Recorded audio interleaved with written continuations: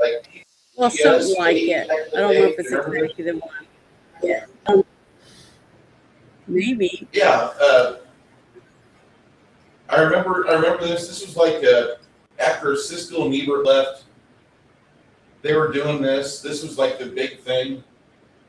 I always thought it was kind of neat. Maybe.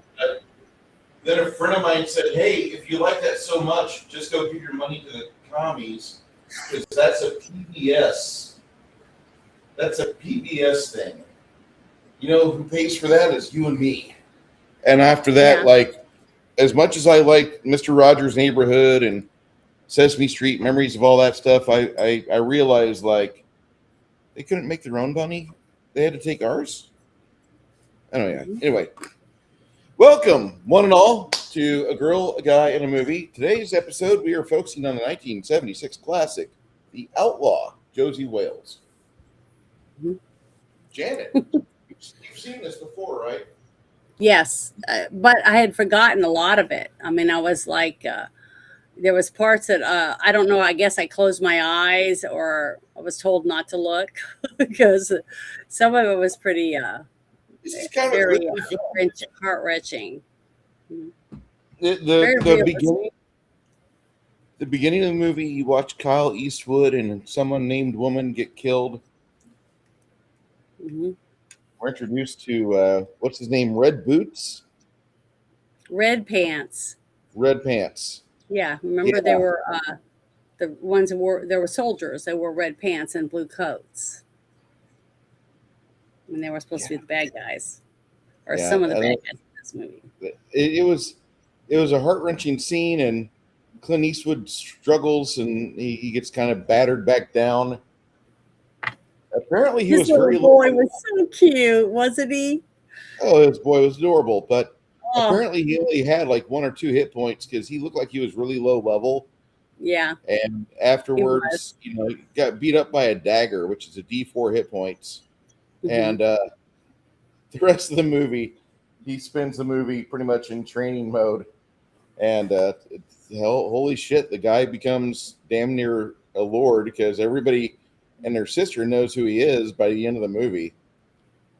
You gotta remember, back in those times, that's all people had. You know, you had people traveling from one town to another, riding horses or on a wagon, right?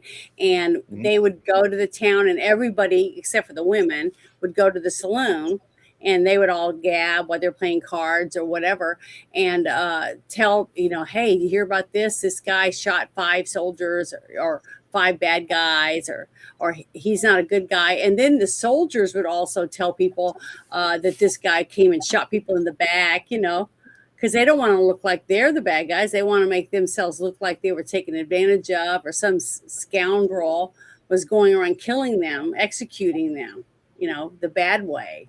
So that's how rumors go. I mean, look at the whole story with Jesse James and stuff like that. They became very popular simply because of word of mouth.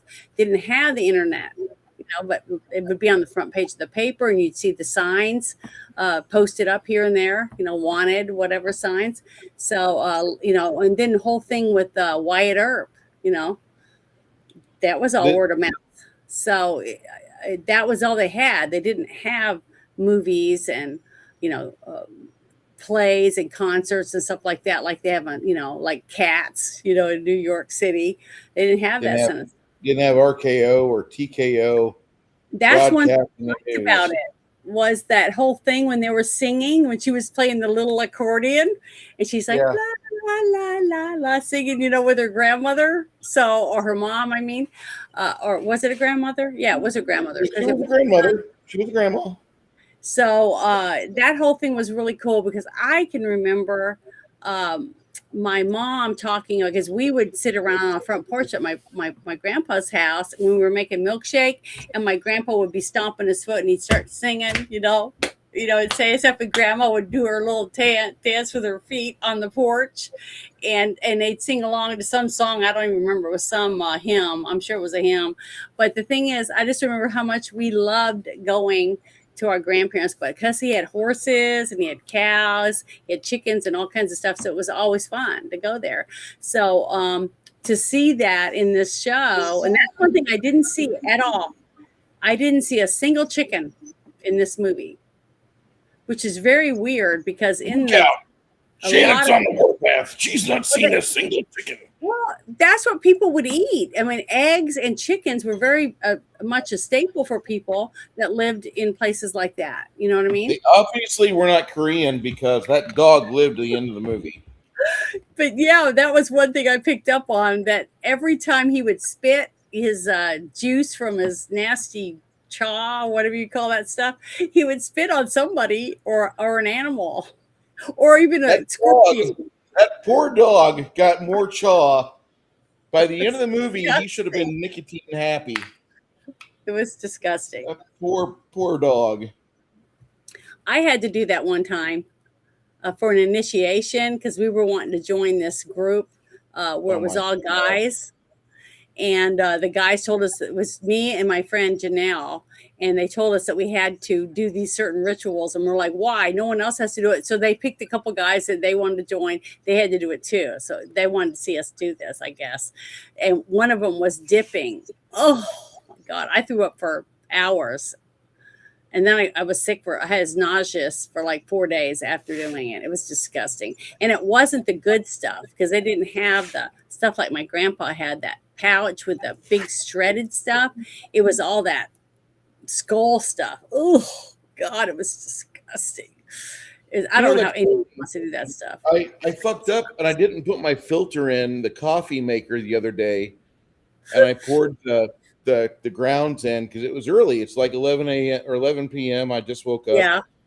And I brewed my coffee in a fucked up manner. Ooh, disgusting. And so the coffee grounds made it from the coffee maker to the coffee carafe and into my thermos. And I was wondering, like, when I'm halfway down on my thermos, what the fuck's that sound? I give my boss some coffee because he's dying. He's like me, like, I'm fucking tired. I said, here, have the rest of my coffee. And I wasn't even thinking about it because I've been up for a bit. I've had a few cigarettes. I'm good. And by the way, I haven't had a cigarette since. I'm so happy. But let me fucking tell you that, like, my boss comes back and he's got fucking grounds going down his chin. And I'm like, bro. He's like, something's wrong with your coffee. I said, yeah, apparently didn't put the filter in. He's like, what? And I'm like, yeah, it like, we both had, like, thank God it was high quality coffee, you know, because nothing's worse than shitting out Sanka or the little white flavor crystals. That's what you tell your wife. Like, those are the flavor crystals from that, honey. That's not the strange booger sugar my buddy snorted. Anyway, that's terrible. So it's just like we had a really bad Thursday, and then Friday was rough because Friday is supposed to be a day off. It's supposed to be a day of reverence. It's Friday. All hail Friday. Anyway, everything's good. People are taken care of. Bruce is gonna get more money manana. Happy day. This movie's great. And the reason why I was talking about my coffee maker about that, because when I got home that night or that afternoon, I saw my coffee maker chewing wintergreen long cut. And I'm like, what the fuck is wrong with you? My coffee maker just spits on the linoleum. I clean it, bitch. Yeah, you got to really clean it out too after that happens because they clog up your little tubes for the water. Yeah. Oh, actually, no. This here is just a pour over, so everything funnels down. So I spent like an hour cleaning out my coffee maker around the filter where the filter sits, and had to clean that out, and had to clean out the wintergreen and all that garbage. My coffee maker is now industrial strength, though. I can say that much at least. If there's any ills, my coffee maker can handle it. I will probably be the healthiest person you ever know. Well, if you got a bunch of grounds in there, if you swallowed them, that would help get rid of worms. Because that's what my mother used to put in the dogs at cat food. She said that it killed worms. So I just keep the ivermectin paste. so funny. I just eat the paste. Just eat that. Fuck it. I'm dewormed now. But yeah, see, I have a K-cup thing. So I in a can't couple stand times, this taste of plastic. well, I don't taste plastic. It just tastes like coffee to me. It's good stuff. I mean, it's pretty good. But I a couple times I've done it where I accidentally redid the cup, the one that was already in there, and I'd opened it, closed it, and it was the same one, and made the hole bigger. So I got grounds in there, and it would be in between my teeth and stuff. I was like, it's just gross. It's really gross. So I can imagine drinking your grinds would be like not very good. It's gritty. But I don't know what happened. I don't know why we went on this thing, but sorry, I didn't mean to take us off on a. you're fine. I led us off the path, and I've ruined it. My second lieutenant land nav course, I failed. I'm doing well though. I must say that I am very happy with how this movie turned out. This movie is probably my absolute, like, if you want to see Clint Eastwood not play the guy with no name, he has a name everybody knows. By the end of the film, everybody fears him, and even John Vernon is like, I don't know where Josey Wales is, but you guys better take about another 20 people because he'll kill at least 5. It's so good. This is such a good film. And it's overall my third favorite Clint Eastwood movie we've seen since we started this long haul. Mhm. Of course, number 1 is Fistful of Dollars. Number 2 is Magnum Force, and those two kind of do-si-do every week. And this would be number 3. This is an absolute triumph of filmmaking, and there's so much good that comes out of this movie. It is just a fun watch.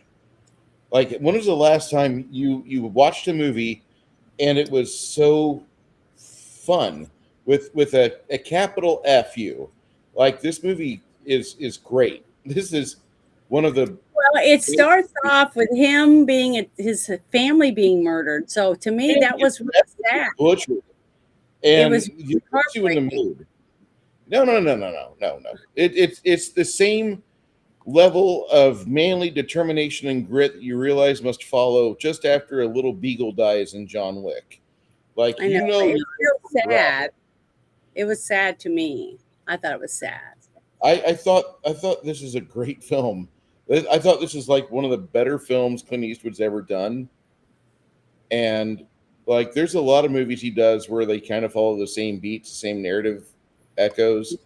Like the High Plains Drifter was kind of like this, but didn't have the panache. There was no identifiable person to give a shit about. There was no secondary characters that you enjoyed watching them sweat, like John Vernon. Fucking, he's sweating his ass off in this movie. It's the first time in his roster of films I've seen where he's like trying not to get killed by the main character. And this movie, he's like, I really hope that you don't feel like pulling out that pistolero and bullseyeing me. You know, that's the very end of the movie. He is so scared and worried about this situation that could pop up. It's so good to watch, and there's a buildup for that. There's actual character development and the interaction between the side characters. You thought that Sandra Locke did a better job in this one than the last one we watched with her in it? I only forgive this movie for Sandra Locke's presence because we have the thespian actor John Vernon in this movie. Oh, this movie was so good. I forgot. I was impressed with her in this one too, just like I was where she was the vigilante in the other one we watched. I thought she did a good job. I mean, compared, I took this woman from this movie, the acting in this movie and the other one that we watched. What was the name of that one again? The one where she was a vigilante, enforcer. Okay. If I took her acting abilities from both these two movies and I put it next to her in every which way but loose and stuff, it doesn't even seem like the same person. It's not even the same actress. She does a very good I'm a naive 12-year-old girl impression in this film. She does. She's very good at it. She's got that very doe voice, that. She does a doe-eyed look. Mm-hmm. Like I'm purity. I'm innocent. Don't look at me with those adult eyes of yours. She has that shit going on throughout the entire film, and she did good at it. I thought. Yeah, it's very believable character. The little old lady that played her grandma was freaking awesome.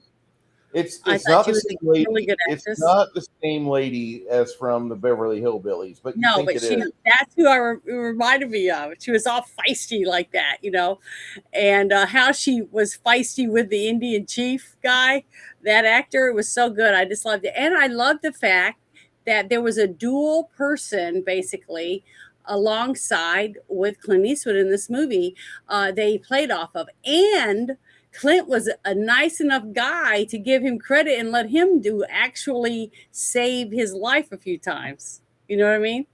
He lowered his machoism down a notch to let another person, and the woman Indian, her name was Moonbeam.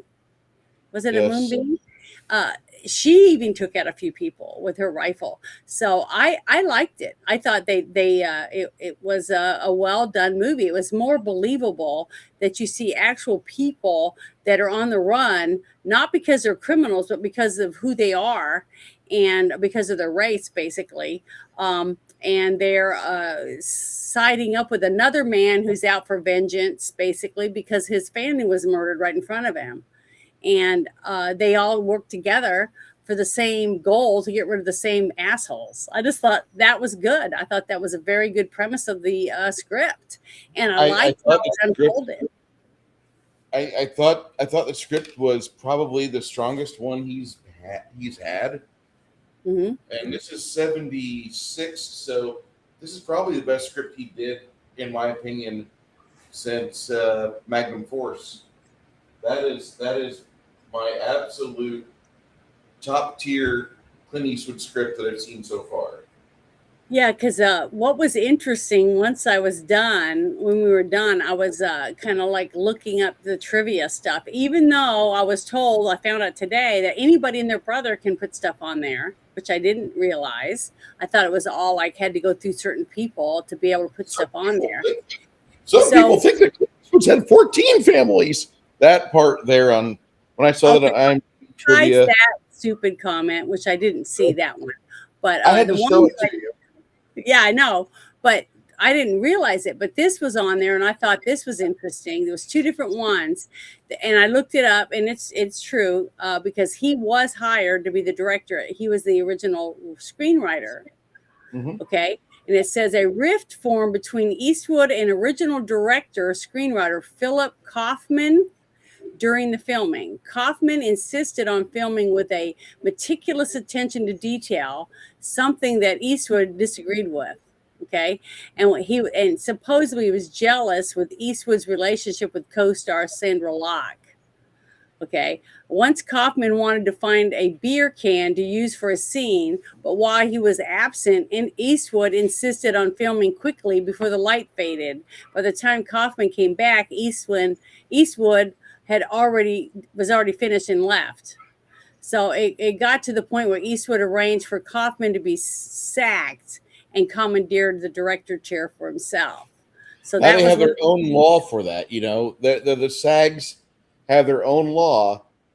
The Film Actors Guild, the FAGs, they have their own law where, like, if you have a dueling director or if you've got a dick measuring contest between director and somebody else, the Eastwood provision does not allow you to get rid of somebody just because he's in a chair you want.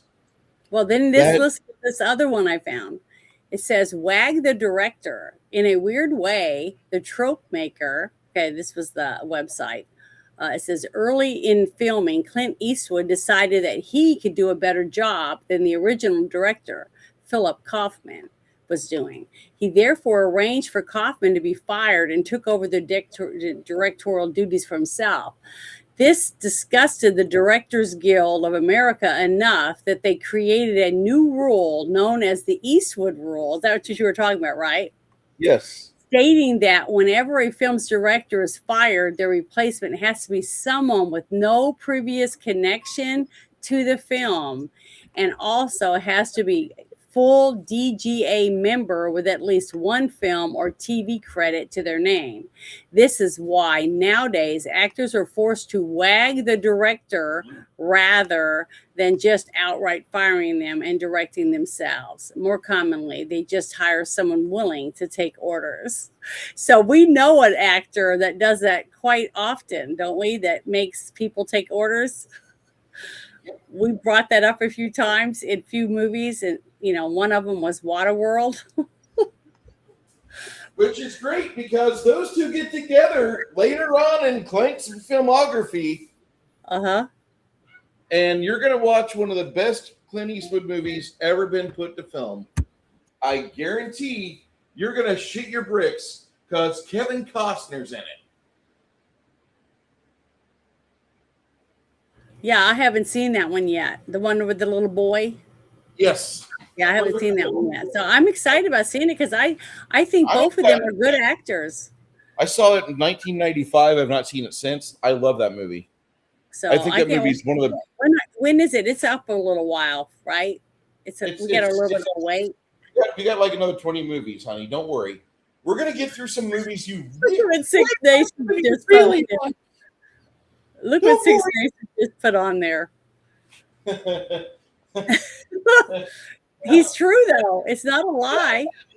It's absolutely. I cannot fucking stand this triangle here. I know. It's disgusting. And Sandra Locke, like, holy shit. Phil Kaufman, didn't they make a fucking STD named after him? Clint Eastwood has potentially 14 separate families if you base your life on IMDb trivia. And Sandra Locke, she could never tell her age. If Christianity had been based on her, this would have been disproven. That's all. The thing is, when she was in this movie, she was 32 years old when this movie came out. I think she was 31 when it was filmed, and he was like 45, 46. Okay, and that's when they first hooked up, and so he must have liked what he got. I mean, he was with her for what, 9, 10 years, right? Or longer than that. Okay, so, but the thing is, I can't gripe about her acting because for the part that she played in this movie, I thought she did a great job.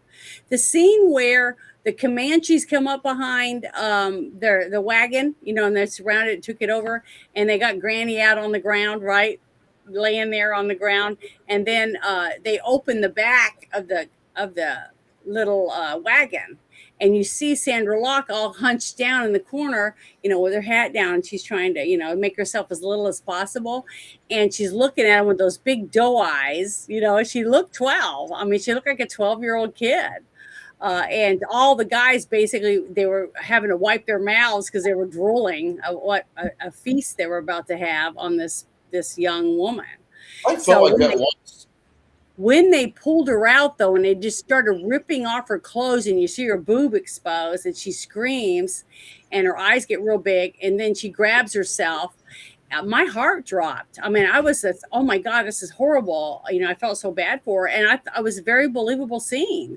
So if Clint was the one directing it, it must have been very emotional to watch this whole thing, because to me, it was, it was very realistic. And then they threw her down the ground. They were ripping off her skirt and her underwear and everything. And you see her butt, and she's trying to put her hands down there to cover herself up. And these other guys are all grabbing and ripping at her clothes and stuff. And then you see Clint pull his gun up from the cliff with, because he was going to start shooting down there. And that's when that other lead guy, I guess the boss of over the Comanches, Comanchos or whatever they're called, comes around and says, "Don't damage the goods. We can't sell her or get 20 horses for her if she's all, used up or whatever." So that definitely spared her so she wouldn't get raped. But Janet, you're scripting it out. And then Travis pulls a Gilbert Gottfried. I could use a little more detail. Could you start over again? And just for my own safety, please. Don't be mean, you guys. it was a really emotional scene. It was very realistic, and she's surrounded by men that probably haven't had a woman in a while. So, it really was sad to see that, but it was very realistic, and I got really emotional over that. That didn't bother you at all to see that?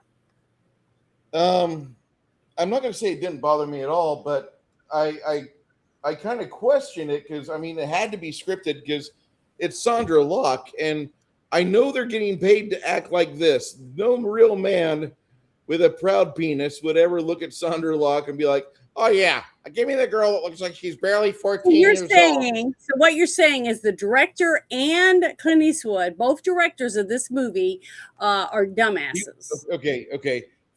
I'm saying Philip Kaufman definitely is a dumbass. Clint Eastwood for sticking around with her for what, 9, 10 years, 12 years? Yeah. Definitely and dumbass. paying her over $20 million. So yes, I'm going to say Clint Eastwood and Philip Kaufman both dumbasses. Not a problem. What was the point of that? But I would say 80% of all men are that way then. Because whenever I wear a blonde wig, I get 10 times the amount of attention than when I'm my normal brown hair. Well, the thing is that if men want bimbo blondes, that's what men want. If you were really a blonde, it wouldn't take that much cajoling. Hey, Janet, do you want to go get some food? I have some pie, and there's a fried chicken place on the way home. And yeah, I mean, you can ride on my lap on the way over there. Yeah, I'll let you ride my motorcycle. Sure, not a problem. But the thing is, men like blondes. Okay, and that's why she's easy. How much do you think she wore? How much do you think she weighed? 90 pounds? Yeah. I mean, she's tiny. She weighed about 80 pounds total. Yeah, she's a little thing. I mean, she was tiny. You could pick her up and throw her over your shoulder. So that's why men liked her. I don't see the attraction here, but you're also looking at a guy like, I don't go to Overeaters Anonymous to pick up the chicks, but whenever I'm feeling low, I have been known to drive by there at the same time they're letting out. Just because, it's easy to get a Hummer. Okay. Man, a lot of people seem to like that, I mean, I'm just saying, like, in the single men circles, like, if you want a girl that'll tear after your pants and make you feel like a movie star, you go for a fatty because she's going to go for it. She's going to do her best to lock down that single man. What was that song? That reminds me of a song that was in not Mad TV, the other one, In Living Color. Remember, it says you ain't something about eating a brick if it's made, eat a brick if it's made of by Frito-Lay or something. There was a song, remember that? And it was about her backing up. She had a big ass or something. You remember that song?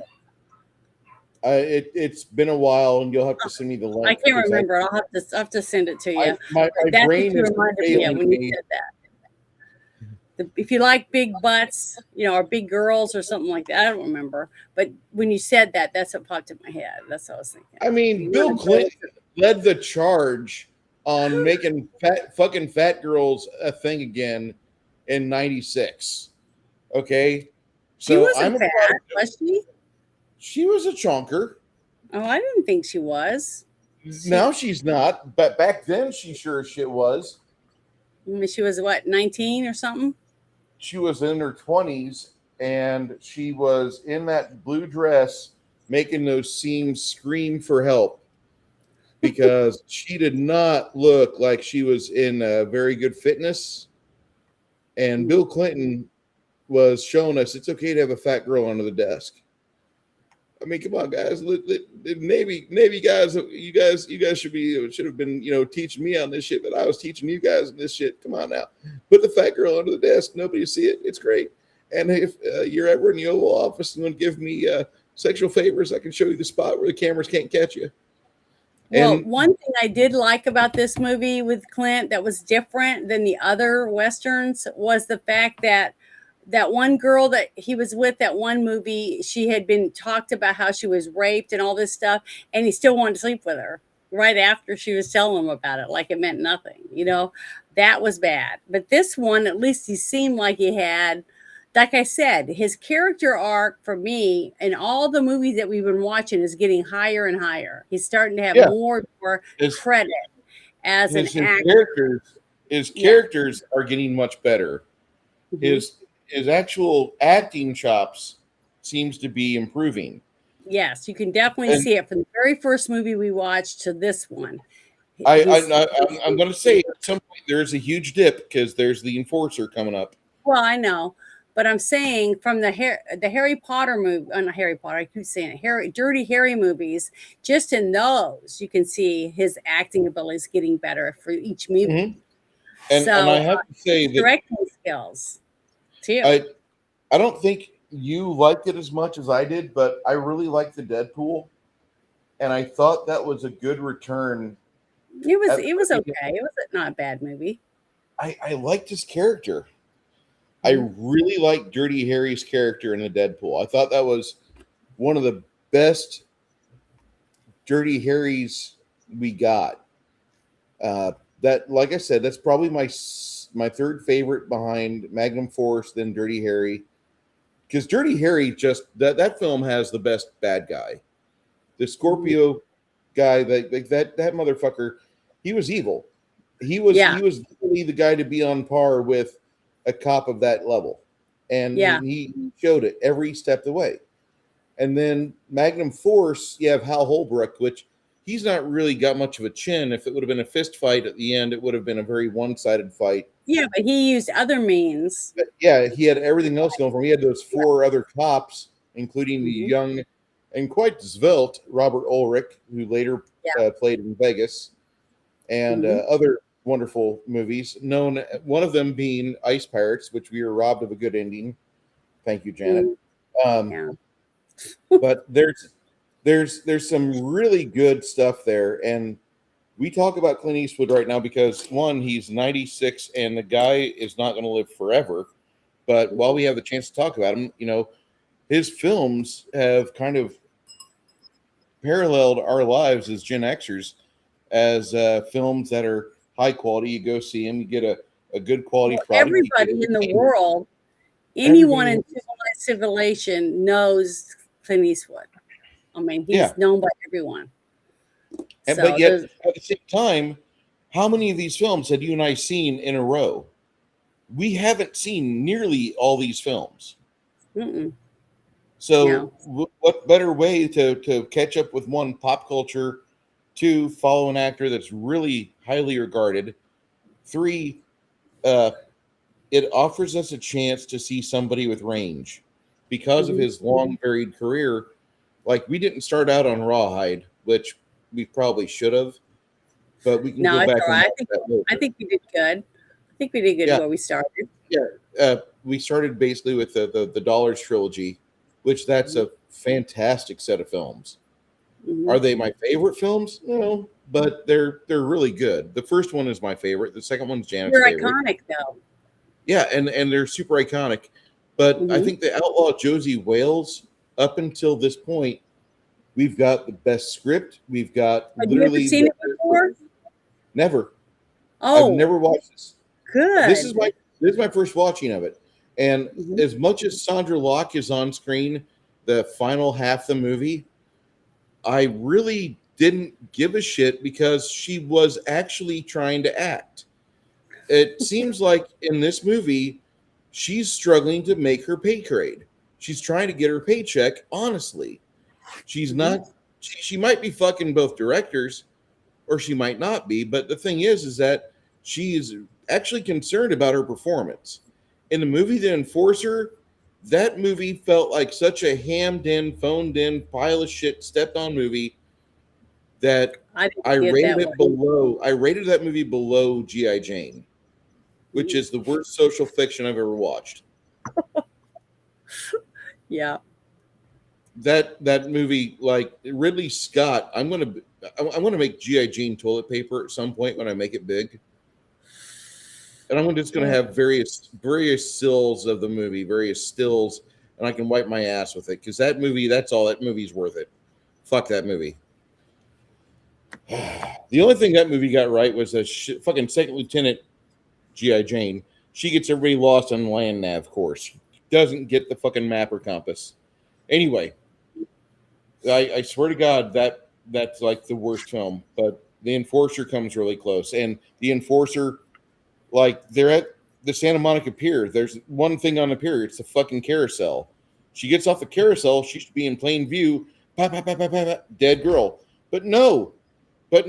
Sandra Locke is alive and well at the end of the movie after she's killed the bad rapist, after she's killed the bad guys. She's done her thing. And Clint Eastwood's like, yep, cut, print, let's go make a movie. I'm going to go fuck my hot 13-year-old. And it's the worst film of the Dirty Harry series and still the worst film of Clint Eastwood's I've seen yet. I thought the one with the band of supposed veterans, which weren't, to me, it was more like a band of a bunch of hippies. The Beatniks. The Beatniks. Yeah, the Beatnik one. That was the worst one. Honestly, Sudden, to me, that Sudden was Impact is bad. Sudden Impact is bad. Really bad. It was, to me, the worst of the Harry. Harry. Sudden Impact is horrible, but Sudden Impact at least has the bad guys standing where they were standing at last time. Clint Eastwood's not like teleporting around between shots.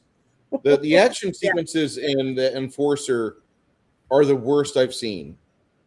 The action scenes are not action scenes. There's really bad stereotypes put on film, but they didn't know that they were going to film it this way until they started filming this new shot. And so something's changed here. This guy's jacket's off in this shot here, or he's now conveniently standing in front of breakable glass. He wasn't before. It's the worst of the Dirty Harry films. Sudden Impact, the bad guys are very soft and weak. Should have been a half-hour movie, but we did get the girl for Cagney and Lacey set up, and she. I thought she was great. I loved her. I thought she played a good character. That's the shining. Goddamn, Tyne Daly is the shining light of Sudden Impact. And Clint Eastwood plays a fairly good Dirty Harry in that movie. The Dirty Harry we got in the Enforcer is G.I. Jane close, but it's not G.I. Jane adjacent. It's very, very close. But G.I. Jane still is like a 24, and Sudden Impact is still 26.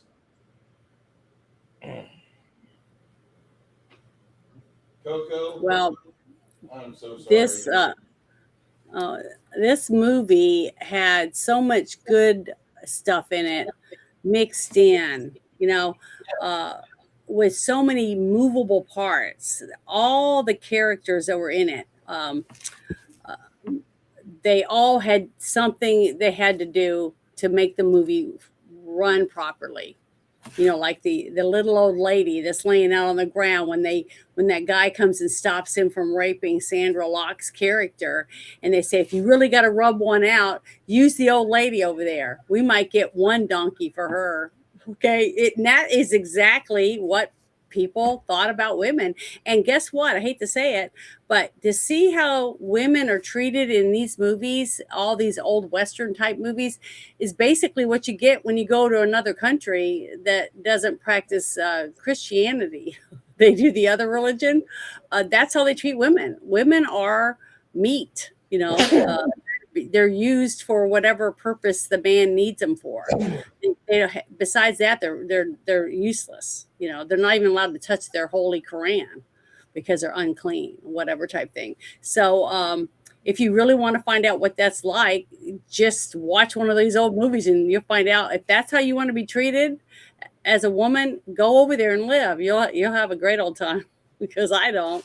But it was very realistic to me. This one to me seemed more believable as the movie was unfolding about the times and how people were treated. And remember, I found a few things that I thought were wrong factually, when it came along to about in some of the other movies, like with the silver mine, the gold mine, and a few other things. But this one was actually put in the American Film Institute's list in 1998 for 100 of the greatest American movies. And I saw a couple little things saying that it was more historically accurate than a lot of other movies that came out that were Westerns, that type of thing. in that era because of the way that they handled everything, with people going from one state to another to try to eradicate the ones that didn't feel agreed and wasn't going to go along with the way that they wanted things to work in these different states. It was almost like getting to see how the government will go in and just bulldoze over you if they think they got the opportunity to do it. And that's why rebels are so important. You know what I mean? I'm not saying to go out and break the law, but sometimes you have to push back, and make sure that we protect our rights, because as an owner of property or your own car or your job or whatever it is that you have, if you don't fight for yourself, no one's going to. So basically, that's what I got from this movie with his character. They ran over him and his family, and he felt like he had to do what he did was his only way of survival. And I like the fact that they kept adding those little flashbacks throughout the whole movie, showing you that that's what drove him. He's still thinking about his boy.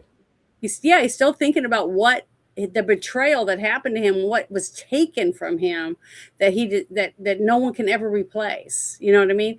And I wish more people would think about that kind of thing. About every time we pass a law or we do any of these things in our states or in our federal government, it's something we can't get back again. Because how hard is it to even to agree on one little thing in Congress, right? Let alone change a law that they already passed. It's for you people in New York State. For those people in New York State, I worry about you. Even if you're not in the city itself, Mandami is going to fuck up, and he's going to think that he's got more reach than what he has. And Kathy Hochul, how you pronounce her miserable name, Pinko Kami. Between her and little faggot muzzy boy who can't do bench press, between those two people, like, they're gonna fuck up the entire state of New York. And I'm really worried that my home state of Illinois is gonna get more fucked up than what it is, because fat boy over there, Jelly Donut, he's gonna think he can do the same thing in Chicago and institute it for statewide stupidity. And I'm really worried. Like, my friend Travis lives over there, my friends Andrew and everybody else from my old group, my family lives there. I seriously want these communists to be like given gallows and we can get rid of them all. But you have to get rid of the lawyers, you have to get rid of everybody involved with it, because otherwise you're going to be fighting a legal battle. And the best thing to do is puree him through a wood chipper and be like, oh, that problem's over. And then smack your hands a couple times against each other. And that's about it. But no, we have a government that's drunk on its own power, and nobody is going to have a voice here if this tyranny continues. They wouldn't let people out the fucking Times Square last night. Could you believe that? Yeah. I can't. Well, that's basically what you see all the time right now. But no, I mean, it was the 4th of fucking July, and the little faggot Muslim didn't want Americans to celebrate the 250th anniversary because he absolutely hates the nation. And I'm just waiting. I know that there's somebody out there, I mean, there's a lot of somebody's out there, and they're waiting for like the hammer to drop, like somebody would say, okay, let's go get him, because there's no way in hell that whatever he's doing is legal. No way in hell. Well, the thing is, it doesn't matter what the Constitution says or what laws you're breaking if nobody withholds the law. Yeah, and he's breaking. So if I'm breaking laws and no one's stopping me, then there really isn't a law. You see what I mean? Yeah, and we already have proven, like with the 1952 domestic, the act that Eisenhower had passed, where you can't have another allegiance up and make that your dictum. There's other laws out there which even are more recent, preventing Sharia law be your focal point. but that's the one I always use because it clearly outlines why you cannot have another authority or moral compass in your life other than the American way, which was established. And when Dami just keeps doing this, and then we got, of course, the fucking three-haired lady, Ilhan Omar, she's the brother fucker, and she's there in Congress still running her mouth. I like wood chippers are just waiting for this. You can have the best fertilizer. One of the things that I thought was really interesting, the more that I was trying to really absorb what was going on in the background on this movie, was the fact that the person who was telling this story or wrote this story or whatever was trying to make it look like the Union soldiers were the badasses. They were terrible, horrible people that all they wanted to do is murder everyone or anyone who didn't agree with the way that things should be, basically. And which meant the Union that was fighting to free the slaves, and everyone always says they were all black. Well, they weren't. We had slaves from Ireland and other countries that weren't black people. Okay, so we had whites also. These were just people that were not that were sold by their country, by someone in their country, to other people that came to America and used them to build railroads. Remember, those people were Asian. We had people from all over the place. So we had all different races that were slaves. Okay, but the Union under Abraham Lincoln was trying to stop slavery. That was one of the reasons for the Civil War. And the thing about this movie was they were trying to make the Union soldiers look like the bad guys in this movie. And I had a hard time understanding where this was coming from in this movie. That was one of the things I had a problem with the story. And usually I don't gripe about the script. He said the script is shit.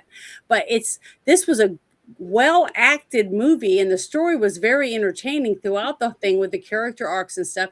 It's just I didn't understand the direction of the person that wrote this story. How could the Union be so bad? But what it was, when I started putting it together, was the fact that some of the Union soldiers were making groups of guerrillas, basically guerrilla soldiers, that were going and doing unspeakable acts to different people and trying to blame the Union soldiers for it. See? So it was trying to get the Confederate people to say, oh, you got to get rid of these people, are horrible. All they want to do is rape and pillage and take what's not theirs, that type of thing. And what do we see happening today? We see certain groups of our government sponsoring Antifa and some of these other groups to go out and hurt and pillage and steal and burn. So they haven't changed their tactics after all this time, that was going on during the Civil War. They're still using things because if it works, why stop doing it, right? If you can cheat and get away with it, cheat.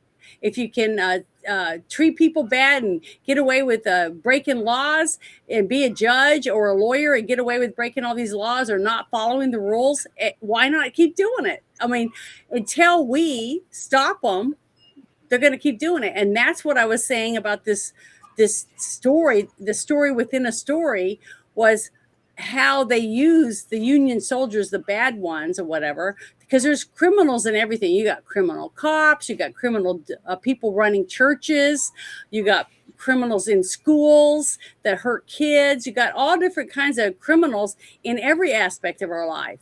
In government, I mean, they're just everywhere. You got thieves that run grocery stores and they're stealing from the store and blaming it on employees that had a chance to get cash in their cash register. I mean, they're just scumbags everywhere. But unless we start punishing these people and putting them in jail with decent lawyers and decent judges that believe in the letter of the law, it's never going to end. I mean, it's been going on since the beginning of man, basically.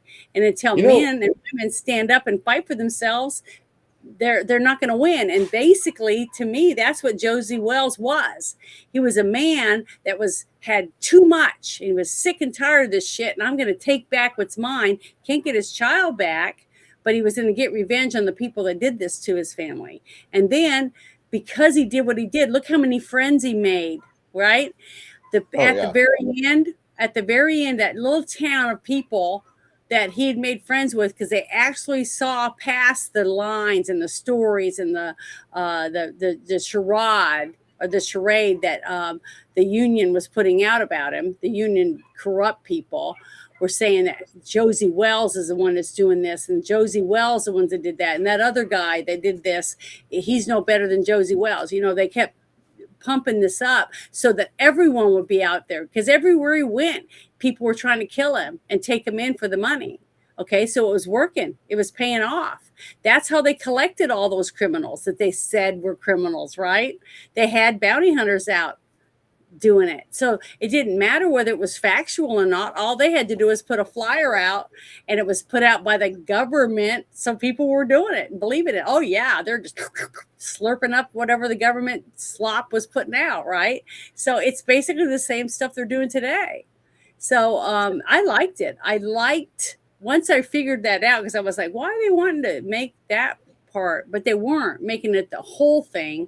They were using portions of people in the government that really didn't want to see this happen. So they were using people that they thought they could pay enough money or lie to enough would just do it for them.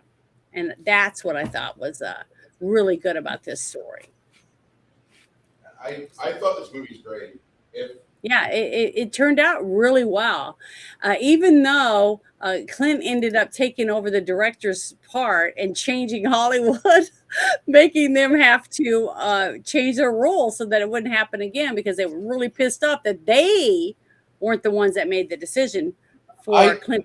I just find it hilarious that we have the Clint Eastwood rule. Like in role-playing games, there's a Bruce Willis rule. The Bruce Willis rule is the side with the least amount of people goes first. Yeah. There is in directing, there's a Clint Eastwood rule where it's like you cannot take somebody's chair once they've been assigned a role. You must let them have the chair. Or you have to get someone outside that's not already working on the movie. Yeah. But that's willing to step in and kick another director out, because that doesn't make you look very good in Hollywood. Because we've talked about a couple of actors that were also directors in some movies, and just like you said, coming up, we're going to have two of them that are famous for that, directing each other in a movie. It's going to be cool. So I can't wait to see it. That's one of the best movies that I've never seen it, so I can't wait to see it. Because you just don't realize it until you start digging behind the scenes. Like that one movie that we watched, and we found out that it was a box office bomb, supposedly, in the Guinness Book of World Records, but it had nothing to do with the movie. It was all done before the movie was even started being made, where the money was, ripped off and stolen, and everyone was stabbing each other in the back, for a few dollars. And then you had, what was his name? The famous actor and his wife, Paul Newman, his wife, Joanne Woodward, was being bad-mouthed by this one guy that was involved in this backstabbing that was trying to ruin the movie. And Paul Newman said, fuck that guy. And he got involved. And it was all these people fighting with each other with two different movie houses, right? So the movie was really good, and that just proved to me that if you have a good director and you have actors that want to see the movie be successful, and all the other people that were involved with costumes and all the work that they did with sets, everything, the movie turned out to be really, really good, even though they had a shoestring budget to use. They couldn't even afford stunt people. They had to do their own stunts.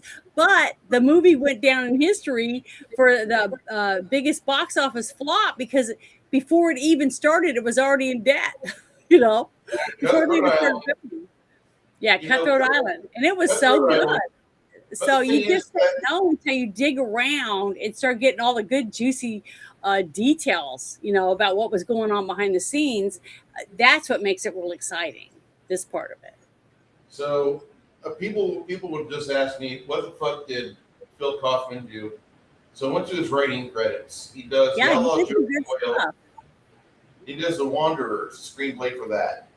Mm-hmm. Then he hangs out and does the Raiders of the Lost Ark.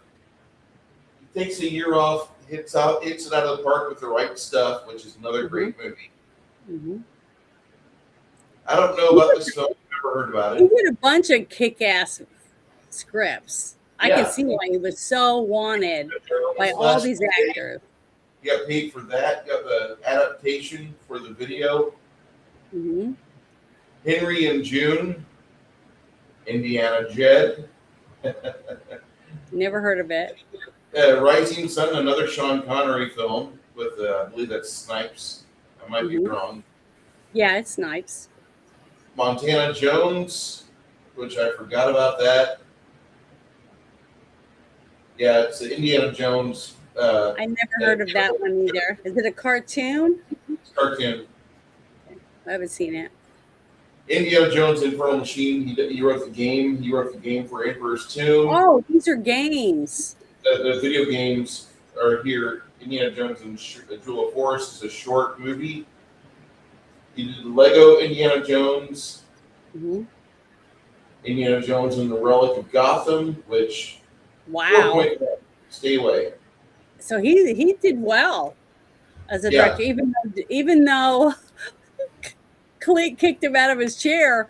It looks like it boosted him. Yeah, it did. It forced him to actually get his A game on, and this fucker's still alive. He's still doing well. So I don't think he's in a bad spot. He did the character. He got paid for the characters in the movie Indiana Jones and Dial Dysentery, and then he did a short movie, Last of the Templars. I don't know anything about that. Anyway, well, I found one juicy tidbit about him. If you want to hear it, go ahead. Okay, it says Peter ended up marrying Christina Pelosi, his daughter. Okay, his wife and him had a son named Peter, right? They had one child, this director or this screenwriter, and their son married Christine Pelosi, the daughter of Paul and Nancy Pelosi. Well, that kid's going to be taking care of the rest of his life. So there you go. I mean, it's rich and stuff, and he's famous or whatever. But I was looking up to try to find out who he was because I never heard of it, especially since he was interested in Sandra Locke. So I was trying to find out, who he ended up with. And he ended up marrying, I can't remember what her name is, but their son, they had one kid, and he married Christine Pelosi. I thought that was an interesting tidbit of information because, ooh, what a family to get involved. He just got in trouble for a hit and run, right? I have no idea. Pelosi's husband. Oh, the Hammer? Yeah, the Hammer guy. He just got arrested for a hit and run. We will be watching this next year. This is not as good as The Thing, but it's almost as good as The Thing. The reason why I want to watch this is that I just like the scene with Donald Sutherland shrieking out of his mind, pointing at somebody like he's Sophie Cunningham. It's great. I've only seen parts of it. I haven't seen the whole movie before. It's actually a really good one. There's two of those that are worth watching. The 78 and the 51 with Steve McQueen is really good. This one, 78, is all right. There was one released in the 80s or 90s. It's not bad. But the one from 78 is the one that's my favorite because the practical effects are really about as good as they're going to get. And they do their best. Yeah, I'm trying to read some of the chat. Get caught up on it. Yeah, there's a lot of really good movies coming up. I'm just saying, Diesel Dave is in here. Somebody said Diesel Dave agrees and is looking forward to the movie. So if that's Diesel Dave, hi Diesel Dave. I haven't seen you in a while. Yeah, it is him. I used to go to lots of spaces together. Did lots of spaces on X. Yeah. Coco, me, the great version of Body Snatchers. The 51, everybody says, is probably the best because it was the original, but the 78 gets the tone right. Can we do both of them? Can we watch one weekend and one the next and weigh them? Because I haven't seen the original one. I didn't even know there was another one. Yeah. The Body Snatchers. I mean, that's something I think would be interesting. We'd never done that before on your show. Watch the same movie. We definitely could do that. Did you ever see The Thing from 1951 or no? Mm-mm. But I love the other one. You know how I felt about that one with the one we watched. I would like to see it. I've never seen it. I would love to see it. That's another one we could do. Watch that one too. Compare it what we thought about the two different movies. That'd be interesting. Something we've never done before. If you want to do it. Every time Janet she has an idea that I would have already. Every time she does that, you just never said that you wanted to do that before. I literally. Oh my God! I just died of your arms tonight. Oh my goodness! That would be fun. How I feel whenever she says shit like that. Are you trying to seduce? No, but I love good movies. Cheers, I love kids. movies. Today's beer. Since we started doing this, I've seen more movies than I've ever seen that I've never seen before. So I'm glad I signed up to do this with you because I have seen so many more movies. And you've seen a few movies that you never would have watched, like Lars and the Real Girl. So still a debatable movie. Still a very good debate on that film. You liked it better than you liked G.I. Jane, right? That's such like G.I. Jane parks in handicap parking. There's no way that movie can come out on top. I liked it. I still like it. We can argue about that though. That's what's fun about it is that we shouldn't agree about every detail in a movie, you know.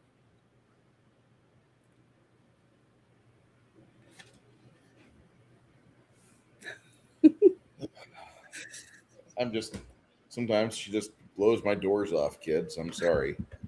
All right. Well, so because somebody said something in the chat that was like, I didn't know there was another one. Yeah, I really didn't. The 51 is really good if you are somebody who thinks that Alfred Hitchcock movies are a bit too violent or they're a bit too gory. The 51 is the 51 will be rated R for you, but the 78 Body Snatchers is really good. Donald Sutherland, very underrated actor as far as suspense and horror movies is concerned. He's not given his flowers. He really isn't. The guy did a lot of good work throughout his entire time in Hollywood. Even if he does feel that nobody needs to know the name of Buffy the Vampire Slayer, just read it to yourself silently. That is one of the better movies he did, and I know he hates that because of the fact that movie had such a lasting impact. It launched Perry Swanson. It gave creative zeal to Joss Whedon. I've never seen it. It birthed the Whedonverse. That movie is not great. Don't. I never seen. There was a movie, a Buffy movie. The only thing I've seen is a TV show. Yeah. So this movie, Keeper's dad was a vampire in a Buffy movie. Is that what you're saying? No. Was he a vampire? He's the Van Helsing of the movie. So we don't get to see him all vamping out like his son? Because I was like, I got to see this movie. I want to see if his son and him look alike as vampires. No, he's not a vampire in this film. Oh, okay. He's your Van Helsing though. If you want to see him as a Van Helsing, he does good for Van Helsing. Hmm? I think the crowning achievement of the Buffy movie. Man, Coco said that it said that Leonard Nimoy is in the Snatchers too. Yeah. He is. Yeah. I can't wait till we get to watch this. This sounds really good. Sounds exciting. Are you serious? Mhm. Oh my I God. told you we saw little bits and pieces, and I think it was just because people shared bits of it with me. Wow. You're in for a treat, Janet. But next week we're going to be watching the 007 version of Clint. I won't be here, so whoever you want to pick to watch it. Next week, then we are doing a paint stream. Sorry, we'll be summoning James and Bo Paints Minis and other people. We'll have a paint party and get miniatures painted aplenty. We will probably venture. Well, let me look real quick. Let me look at my calendar. I might have it by one day messed up. So let me look really fast before I say for sure. Making me drink. You're making me drink, Janet. Hold on. I'm so sorry. Just give me a second. Messed up. The 5th. It's 1956. Body Snatchers. I won't be here. Sorry. Really like Leonard Nimoy, is he going to play a good guy or a bad guy in this? You have to watch it. Oh, I hate to see my good guy end up being bad. That will ruin it for me. I don't want to see him be a bad guy in the movie. You got to watch the movie, Janet. It's Leonard Nimoy. It doesn't matter if he's a good guy or bad guy. It's Leonard Nimoy. He's Spock. It's Leonard Nimoy. It doesn't matter. I don't care if he's the bad guy. I don't care if he's the puppeteer. You know, I used to watch In Search of Bigfoot and all the other In Search of stuff just because Leonard Nimoy was a narrator. I think of the 80s and late 70s, that was some of the highest quality paranormal stuff on TV when you had Leonard Nimoy there with his soothing voice logically telling you that we did find these things here. We have had sightings of this here. We have had accounts of this here. But while we were filming, nobody was attacked or nothing was seen. Mm-hmm. And you're like, okay, well, it's only an incidental Bigfoot. No, okay, no problem. Leonard Nimoy narrating a paranormal show was like the best. And I know that sounds like, you're just a fanboy. I never saw that. You've never seen In Search of? Mm-mm. Oh, my dear Lord. I might have. It just doesn't sound familiar. So I'd have to, after we're finished, can you show me like a snippet or something from it so I can see whether or not? I'm terrible. I'm sorry. I don't remember names of stuff. You just need to come. You've got a spot to sleep here. Just come over. And when I'm not at work pumping grease and septic, I'll clean up and I'll sit next to you on the couch and you can put down your iPad and you can stop doing your TikToks and we can just like watch 10 hours of movies together and I'll pass out next to you and you'll be like so media full by the end of the week. I'll be covered with greasy popcorn figures. Oh my God. And I'll have like miniatures that are finished finally because somebody else was here to paint them. That's really the ulterior motive. Like, you don't really want Janet as your significant other. You want Janet as like your alternate set of hands, so you can have somebody else. You can have somebody else work on this. Well, you know, you give your grandkid the address. He can come ride his bike down here, I guess. That's a terrible thought, Bruce. A little boy on 35 pedaling his BMX. Stop. Okay. Yeah, they'll get run over. You don't want kids in the road. So, no, Leonard Nimoy had one of the best voices for television back in the day. He knew the assignment. He knew how to take care of what the directors wanted, and he was even used in some music, right? Yeah, some songs. Well, no. They actually just lifted that from a Star Trek episode. Oh, so it wasn't like Thriller. When they got Vincent Price to do it. Oh, okay. You're talking about pure energy. Pure energy. Yeah. I want that for my soundboard so I can push it. That would be really cool. One day I'll have that. Yeah. Our friend of the channel, I'm not as big of a friend in his universe as I wish I was, but he's a real good guy, Diversity in Dragons has one of his super chats where he plays the Leonard Nimoy Bitter Dregs song, which is so good. And whenever you understand the context of why is Spock singing Bitter Dregs, He comes sings? in Star Trek. Yeah.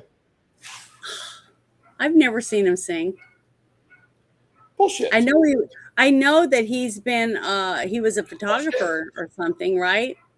No, you have to be bullshitting me. You've watched No. all the Star Treks. I didn't know that he could sing. I didn't know he was a singer.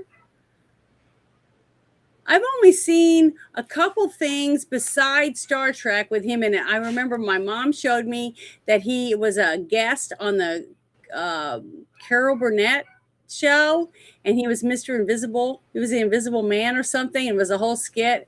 And she's got an invisible baby. She's walking around, and they find a cure, and he ends up drinking. And he comes out, and when she sees what he looks like, she's like, like it was a funny scene. But I've only seen little things like that. That's all I've ever seen with Leonard Nimoy, besides him being on Star Trek and the movies. The Star Trek movies. That's it. So why would I lie about that? If I've seen him in other stuff, I would like to see him in other things, but I didn't know. I know that I remember seeing his son at a con talking about his father being a photographer and showing pictures and stuff. That he took a lot of pictures of women and other things.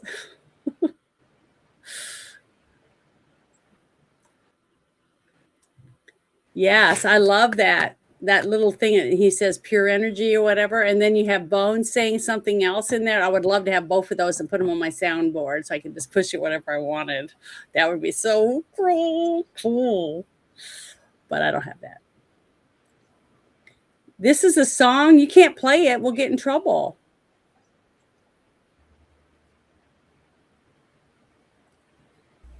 Leaving bitter dregs. That's on the show. That's not an album or anything. I saw this. But I thought you meant he had like an album, like what happened with what's his name? Then you don't remember the Ballad of Bilbo? Do you not remember the Ballad of Bilbo Baggins? I didn't know it was called that. I didn't know it was called. They even have a Mercedes-Benz commercial where new Spock and old Spock are racing around the city. No, I haven't seen that. But that scene from Star Trek, I've seen that. I've seen him do stuff like that. And the one where he's laying back and the girl's feeding him grapes and stuff. I've seen that kind of thing. I thought you meant like, what's his name? The stand-up comedian that put an album out. Adam Sandler? No. I do have the Adam Sandler album somewhere. I can't remember his name right now. But he did an album with I can't remember the producer that did the album with him. See, I'm terrible with names. I can't remember names. I just go blank. It's like when I try to focus on it, it just goes whoop, it goes someplace else. And then later I'll be doing laundry or something. I'll say, oh, that's the name. So it's like, I guess that's the blonde roots I have. So Janet's entire Twitter is like a link for YouTube and a time. Here's what I was talking about, but I couldn't get it at the time. Their entire I do that a lot. I do that. It's terrible. Entire Twitter experience. Eddie Murphy. He had an album, right? Yeah, he did. And he could sing really well. So when you said that about him singing and he did this ballad or whatever, I thought you meant that he had an album. I was like, I've never heard of an album by Leonard Nimoy. That's what I meant. Bitter dregs. Yeah. One of the greatest super chats you'll ever get from Diversity in Dragons is giving him money, and all of a sudden he pops out there like bitter dregs. Like, yes. We're fucking for twins tonight, sweetheart. That's a good one. It is. This is a great movie. I think out of all the films, like I said, this is my third favorite Clint Eastwood movie. It just edges Thunderfoot and Thunderbolt and Lightfoot. Mainly for I the don't know. fact I that like this movie, but I still think Thunderbolt and Lightfoot is a better overall movie no, because because I don't have to watch it's the not a cheery guy western. that I love die I like I know, but did. it was still really good, and he was nominated for Academy Award for that part, and he did Yes, really yes. good. Jeff Bridges does an outstanding job in that movie. But at the end of that movie, you're leaving the movie theater and you're crying because George Kennedy killed him. And you're like, that guy's a meanie. Yeah, he And was a total asshole in that yeah, movie. he was a dick throughout the Oh, entire I just film. wanted to punch him in the nose or kick him in the nuts. So he was such a dick throughout the Yep, to his it's other, rough. other guy, the other guy that was always trying to be helpful with people, even though he was a criminal. Moody was a good guy, but he was tangled up in the wrong group from the get-go, Well, and you that knew guy he was a wasn't going to bad make it. guy. He was horrible. He was a mean, horrible, terrible person. And when he kept kicking him while he was on the ground and stuff, I was like, what an ass. Yeah, And then when he just started having that, where his eyes were closing and stuff, I knew that he had brain damage or internal bleeding or something. he had a TBI going on, seriously. Yeah, it was really And sad. it was just a sad film. I love Thunderbolt and Lightfoot, don't get me wrong, but this movie edges it out. And the main reason it does that is because you've got a great cast. You have this excellent script. You have John Vernon's performance. You have Sandra Locke acting for once. We're about to watch The Gauntlet in a couple weeks or in a few weeks. So Yeah. if you want to see me rant and rave about why the fuck is she still in his life, tune in for that. And then She must have been great at something. she was probably really good at something because Clint got around like Gene Simmons, and he was. I think Clint must have had a prescription of blue pills. I mean, he was all over the city. Everywhere he went, he was sitting with someone. I'm 51. I'm just now getting into that territory where I'm 51 and a half. Yeah. But I'm telling you, like, if I get the right stimulus, like, not everything looks good to me. So you're like walking around at work, down boy, all the time? No, because I don't have to worry about that. All I have to do is just think about a certain someone dancing around like a flipping idiot, and I'm like, oh yeah. Is it that goth Dance girl? for me. Dance for me, The one little I was big talking girl. about with the big boobies and No. she's a goth girl. Somebody different. Someone's completely different, sweetheart. But the right stimuli, if you treat yourself good, you start dropping weight, you start trying to get your I don't want to say your peptides in order because I'm not a medical professional, but you start getting the right things out of your body, putting the right things in, you get your balance back, your right amount of protein in your body. Next thing you know, like you're thinking about a certain someone that you really crush on too much, and hubba. It's like, God damn, I got a 5-minute delay. I'll be right there. I do agree with you. Everyone should want their health to be the number one priority, because if there are people in your life that you love and you care about and you want to be around for, you should work on being healthy. You know, you should want to live as long as possible. I'm so embarrassed about talking about this with her. My God, I'm sweating on my hands. I'm so sorry, Janet. I'm sorry, Chad. It's all right. Yeah, and Eddie Murphy does Party All the Time.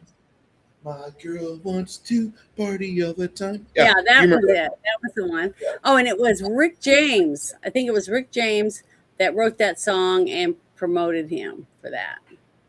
Six Nations in the chat. Tell me what your favorite George Kennedy role was, because I have no problem resurrecting Creep Show. Creep Show was my favorite George Kennedy role. Creep Show. What part did he play in that? The Indian. October 2nd. That'll be the one scary movie we watch this year.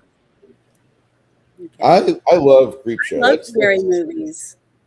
I know you do. If I fed you a sick diet of everything you loved, you'd be. I don't need you useless. I need you usable. I need you to not be so predispositioned to love everything I show you, because a critical you being critical on things is actually really fucking educational for our friends that don't have nearly the experience you have in Hollywood. Well, the thing is, it's kind of hard to be critical when you get movies like this one, okay? Because when you have good editing, good sets, good locations, good acting, and good people working on your movie, the only thing I could say bad about it was the fact that he booted the director. And to me, I don't really like that. I don't agree with it. So I'm glad that the Guild did something about it, because then you're going to have a whole bunch of that one other person from Waterworld just saying, fuck off, get lost. You know what I'm saying? And you're going to have nothing. No good movies are going to be around anymore, because you do have a lot of people that have huge heads that think that whatever they say is the best thing, even when it isn't. And you have pussies working under you that are too afraid to say, you suck. We need to get him back because he's what we need, or whatever, that type of thing. And that, like, remember the one movie Powder? Now it was a great story. Everything would have been great, but you had a director with a head this big that demanded to push everything he wanted down your throat instead of letting the story unfold naturally with the good acting and good sets and everything he had in that. Everything else he had in that movie was phenomenal, except his direction. See what I mean? Yeah. So I agree. I hated how that movie, after the first act, it was just a run. We got to get to the very end so I can have my moment. Yeah, and it ruins a movie. And it doesn't mean that it had anything to do with any of the actors or any of the other things. It was a one person that had all the say, pushed it into the the end of the off of the planet, basically, and ruined it. The other thing is that when we talk about Powder, we have to, I think if anybody talks about Powder, you have to also remind people that the director was misguided on a lot of things, and then later in life he gets arrested for being a pedophile, and he was a bad man to a young child. So you have to remember this, and we have to talk about this, because, like, if you ever want to test out a good, what is the right wood chipper for you, you really need to have a pile of these people available so you can test them individually, see which one will give you the best fertilizer, because otherwise you might go home with a stinker. Nobody wants to go home with a stinker. But see, the good thing is doing what we're doing right now with the whole Clint Eastwood thing. We're showing a young person who is interested in acting, but didn't really know for sure if that was even going to be able to make a living doing it, right? Yeah. They get into it, but they don't quit, okay? They go somewhere else, and even they're in a movie that there's not even English in it, really, right? So it has to be dubbed and all that stuff. They had to do all the work, but became like classics, movies that people wanted to watch over and over again with their friends, fun. They were fun movies. So that they got to be more and more popular because of that. So as he went on, he decided, I like doing this. I like being an actor. I like working with all these other people that can't even understand me, but because of my direction, I'm helping, push this or push that. I think I might want to be a director, you see? And so they got little chances here and there in some of the other movies to direct the scene, right? And he did good. So it encouraged him to do more, but he didn't quit. He believed in himself, and he believed in what he thought he was capable of doing. And then when he got to do play Misty for me, he realized, I can do this. I really think that I can do this and do a good job and help other actors be better if I'm their director. That type of thing, without getting a head so big he couldn't walk through the door. Now, he did have a big head, but it was toward the women, that he was going to be parading in and out of his hotel rooms, because that's what he did a lot of. And it kept him, I guess him having all the girlfriends that he had, even though he was married, it kept him able to think and stay level when it came to being a director, apparently. I mean, you know what I mean? I don't know if that makes any sense, but it kind of seems like that is a it seems to me that having the woman around to keep him on top, in a non-stressed out, able to think about what's going on set each day, it really makes him a better director, apparently. I mean, at least so far, everything that we've seen on his character arc in real life pertaining to all his movies, that's what it seems to me, that he does better when he's not stressed out. I'll just use that in a nice way. And this movie here, he seemed like he was in his element. Mm-hmm. It seemed like He's very relaxed and calm and confident, in every aspect of the movie. So I think it makes a big difference. There are parts of The Enforcer and there are parts of the Sudden Impact movies where I feel we don't get the best Clint. Whatever was going on in his life at the time had upset him, and he has to go and they do a take that he's just not in it. And that was the majority of The Enforcer for me. I didn't see that. He didn't direct The Enforcer, did he? I don't think so. I think that was part of the problem. He seems to get frustrated when a director's trying to tell him what to do and he thinks it's stupid. You know what I mean? And he gets frustrated. And I think you can tell from that. But go ahead. He looks through the camera, the lens, and he's looking through what he wants to see in the scene, right? And he directs the other people that are going to do it. And then he steps in and he acts like he's listening to what he told everyone else, and he does the same thing. See what I mean? He's able to listen to himself and not make him see, look at me. You know what I mean? He's able to do that, and it comes across, at least in this one, this time, I definitely could tell that he seemed on point. He followed through with everything, and he didn't scene hog. That's one thing I can't stand when we see that a lot with other directors that are directing themselves. They know better than anyone else, and they try to take all the scenes away from all the other actors. Clint was a good director because he let the actors do their jobs, and it made the movie even better because all the characters coming together and bringing you in and loving the characters. That to me I thought it was great. I think it worked really well because he's good at directing himself also. At least from what I've seen from the movies that we've done. We're about halfway through. We're halfway through the Clint Eastwood stuff. So, Janet, I want you to start looking around on your IMDb and your favorite movies, your favorite directors, actors lists, and give me a guy we can focus on, or girl, somebody we can hit, and in the year 2027, we can go through their entire IMDb. I'll give you a few that you can go through and see what you like and what you don't. Okay. I think that would be fun. Sure.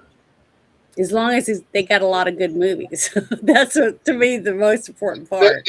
That's not the goal. The goal of this. The goal of this is to have good conversation and make a good, fun fucking movie. I know, but all the movies that I seem to like, only a few of them were your genre of movie.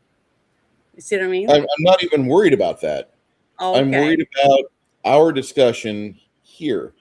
If we're just talking about a movie, like if I were to have you go and see the movie The Furious, like I saw it earlier this last month, you and I would not do a constructive movie review on it because there's only one flaw in that movie, and it's the script. And I haven't seen it yet. The script and the performance of the actors trying to deliver their lines in this movie are the worst parts about the film. Who's in this movie? Joe Talseem is the only one you're going to recognize, and the Mad Dog. Those two would be the only ones you'd recognize because they're from the two Raid movies.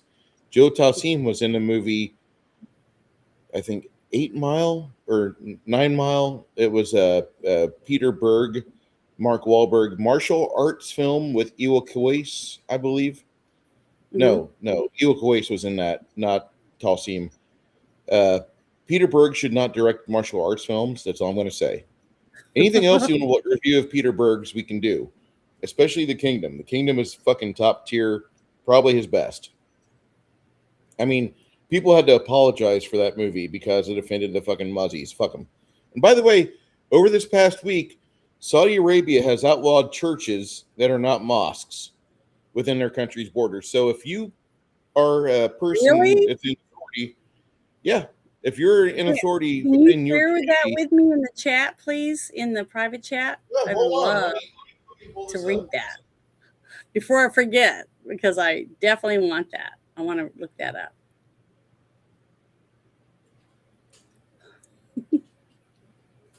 So, I mean, but no, the movie The Furious is about a father who's mute and his daughter communicates with him via sign language, and then she gets kidnapped.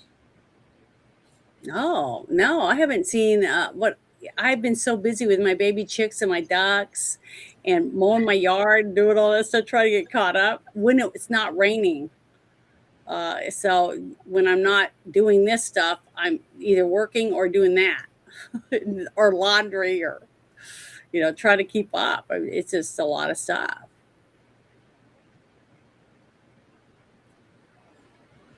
So Yeah, I would definitely, wow, that's huge. So the thing is that you have that movie's about human trafficking. The father goes hunting for his daughter, and he finds his Oh, I life. think I know what movie you're talking about. I haven't seen it. Oh my God, I gotta go see it. It's at the movies now already? It's going to leave Thursday, I think. Oh, I gotta go see that. I'll have to go Monday night or Monday or Tuesday night. So, yeah, The Furious is worth it. It's probably the one movie that you're going to see that, despite it being a movie that everyone else, there's certain movies that if they're good, they're just going to be a hit. Like if it's Jason Statham versus telemarketers, it's going to make $1 million. It's going to make millions of dollars. And The Beekeeper was a hit. It was a good movie. It was a really well done movie. It had the right cast, it had the right pacing. But Jason Statham sold that film, and he sold the action, even though the action was poorly choreographed compared to Furious. Beekeeper was pretty okay. You go watch Furious, and you get a new definition of how choreography should be, because the same people involved with the Raid and the Raid Part 2 Barandal, those movies are immediate classics, and there's not been a movie like them since. Although there was one American movie on Netflix that starred the guy from the Thor movies that was I think it was called Abduction. The first one was good. I haven't seen Part 2, but I was told it was not nearly as good. Abduction Part 1 is okay, but he's not the right actor, and you can tell they pull a lot of camera tricks to make it look like it's actual martial arts. He's not a martial artist.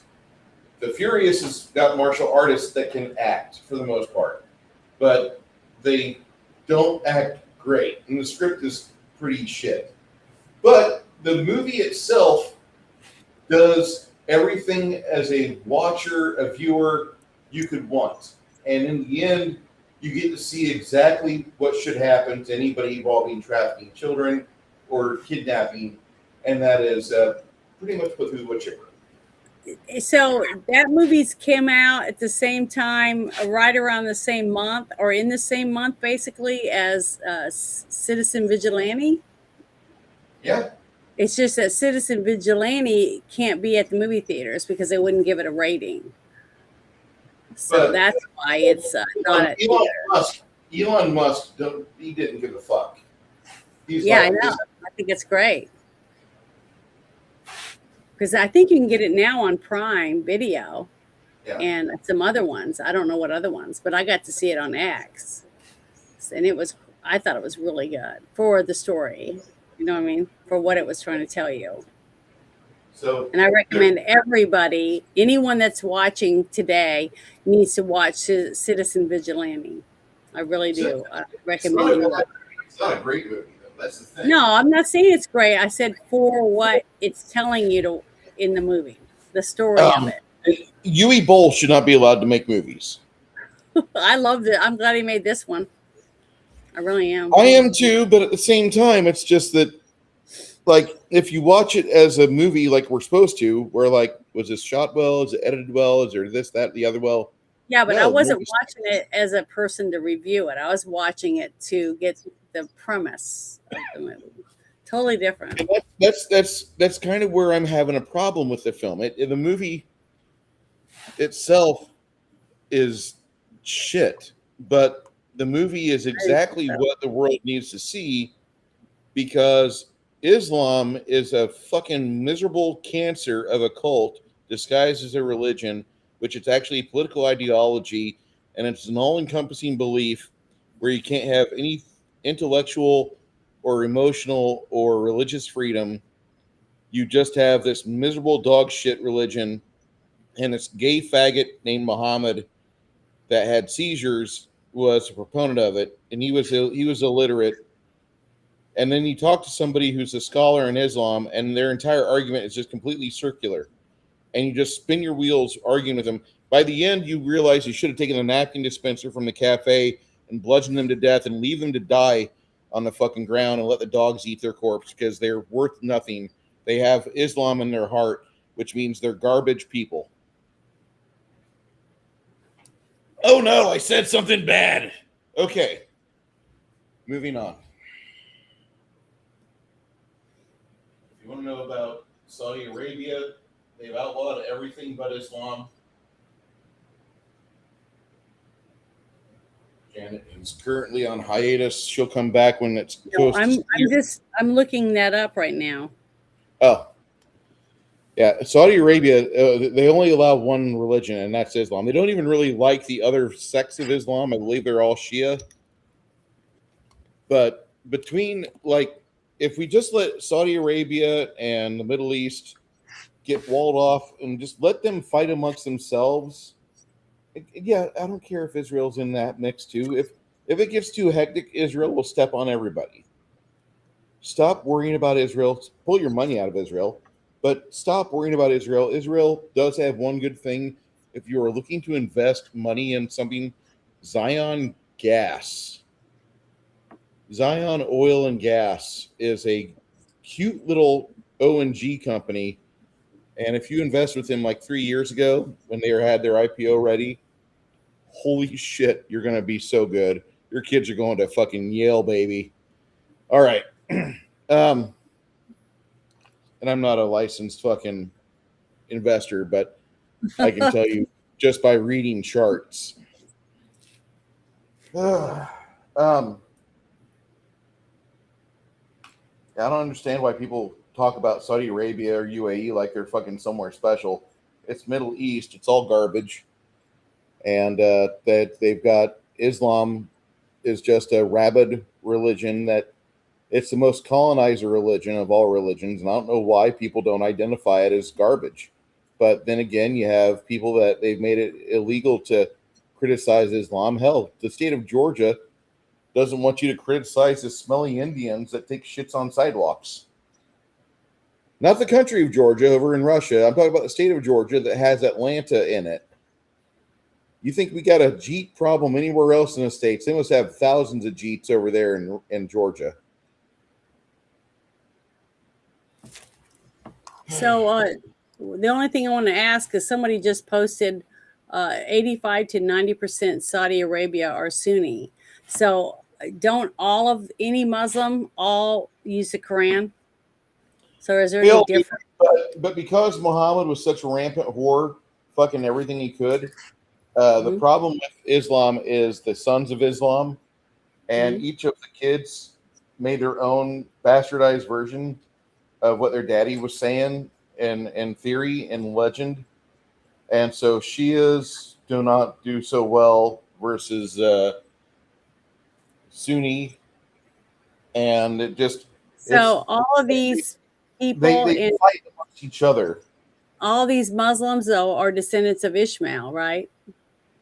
No, they're even if they're descendants of Ishmael, there's a choice. They can follow a religion that allows freedom of thought, or they can be just fucking stupid robots and be like, don't you make fun of my shitty religion?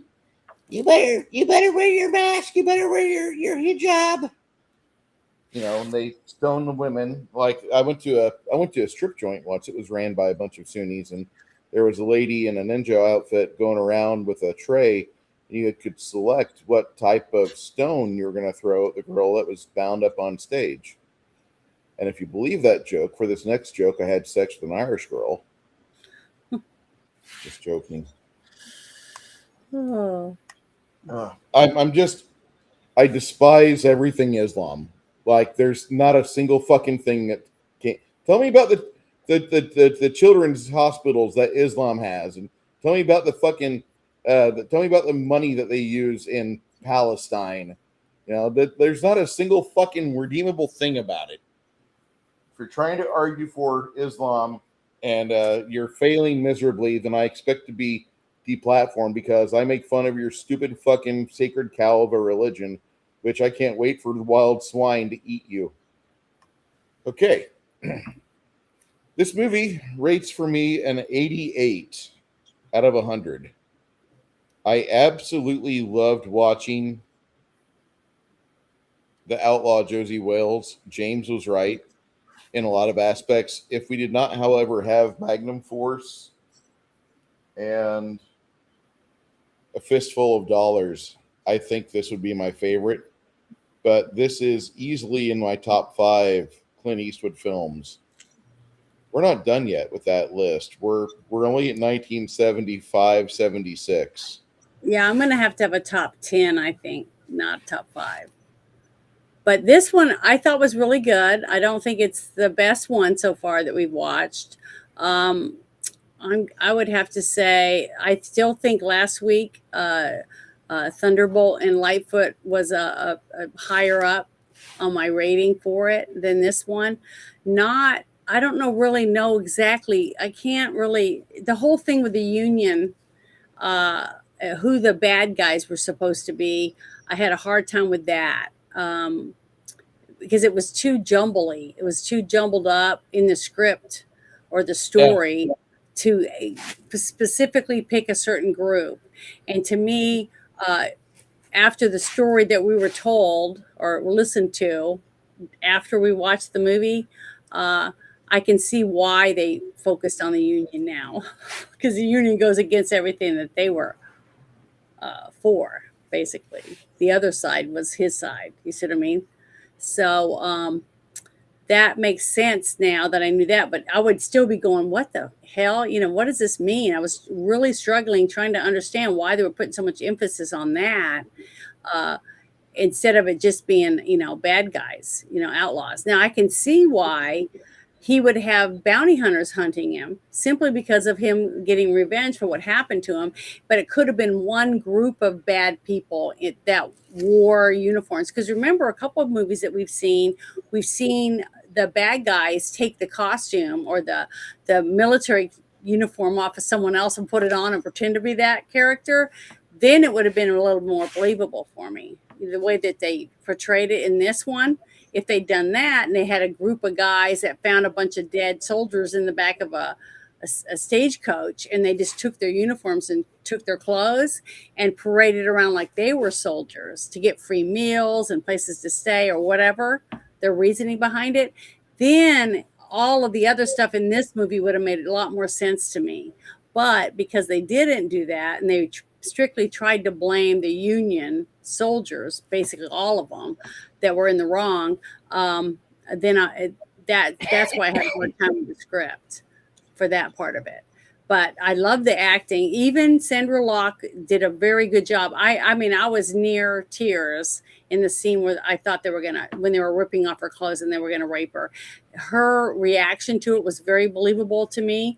For someone, you could just get back and talk about that scene. And the fact that she looked over and she saw her grandma laying on the ground, knowing that what he just said, that if you want to get one, rub one out, use her grandma, because she's only worth maybe a donkey. See what I mean? So it saved her ass, but she crawled over there to be with her grandma, knowing that she's going to be the one that everybody's going to play with later on when they have a few drinks. You see what I mean? It was disgusting. The whole thing. I have a hard time with all these movies when it's based in that era, simply because the fact was that you could steal a horse and you'd be hung for it. But if you took a woman out and raped her and beat her up and shit, nothing, basically. And people said, well, there were laws against it. Yeah, there were laws, but somebody's got to uphold the law. If there's no one around and you go and you crawl back to town or whatever, if you're still alive and you tell somebody, they'd say, well, we'll see what we can do. We'll try to find these people. That's about it. So basically you're just a piece of meat. You know what I mean? So, or if you lost your property and your husband got killed, you'd have to become a prostitute to feed yourself, because it wasn't, or a beggar in the street, basically. It was terrible. And I just have a hard time when I see that kind of stuff happening. Do what? People that have seen this movie before, I want to know what your rating is. Travis says something. Can't read the next thing here. Let's see. There we go. This is one of the greatest movies of all time. Yeah, it was really good. It was very well done and everything, except that's the one problem I had with the movie, is that I kept trying to figure out why they were all focusing on trying to make the Union so bad, you know, when they're just trying to free the slaves and to get these people that were running their plantations and not paying anyone and making all the money and living high on the hog. And basically everyone that complains right now about the government taking so much of your check and spending it on, other countries like Ukraine and all this stuff, you better not gripe about it, because basically that's exactly what they were trying to stop then during this time, where people were used like slaves, slave labor to do this, that, and the other, and then they weren't given any of the money. So it's the same thing that we're doing right now.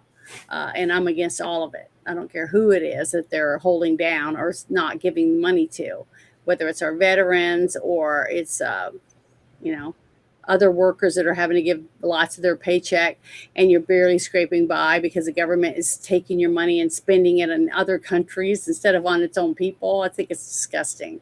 So, that's why I have a hard time with this script on this. And it has nothing to do with the actors, though. The actors were good.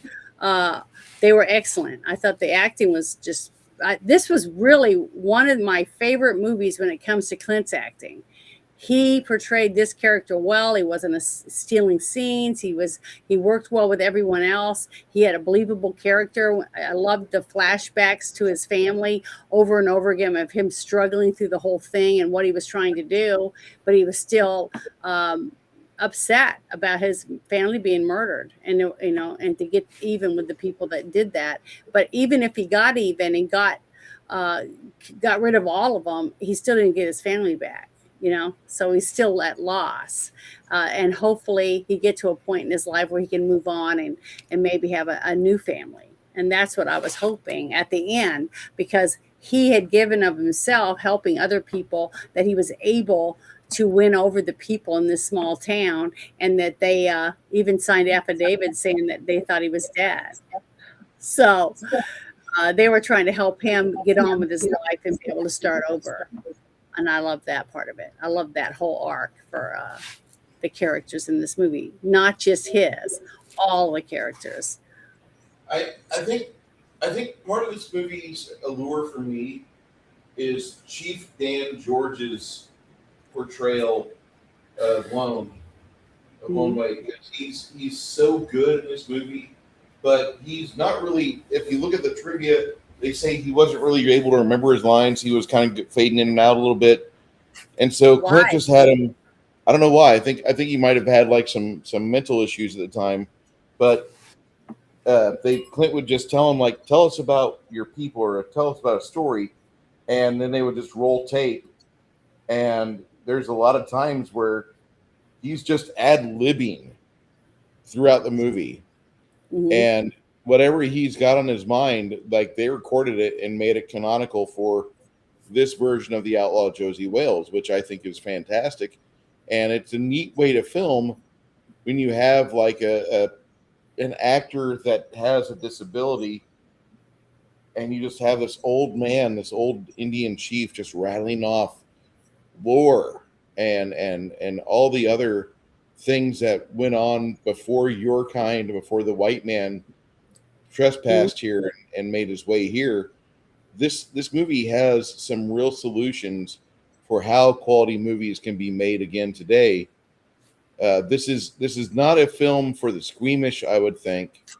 No, Not it had a lot of adult stuff in it, even though it didn't really show a lot, but it had innuendos, and it had events leading up to something that's going to happen, and you would definitely have to explain to them. They'd say, well, what happened? What did that mean? You know, you're going to have that kind of stuff.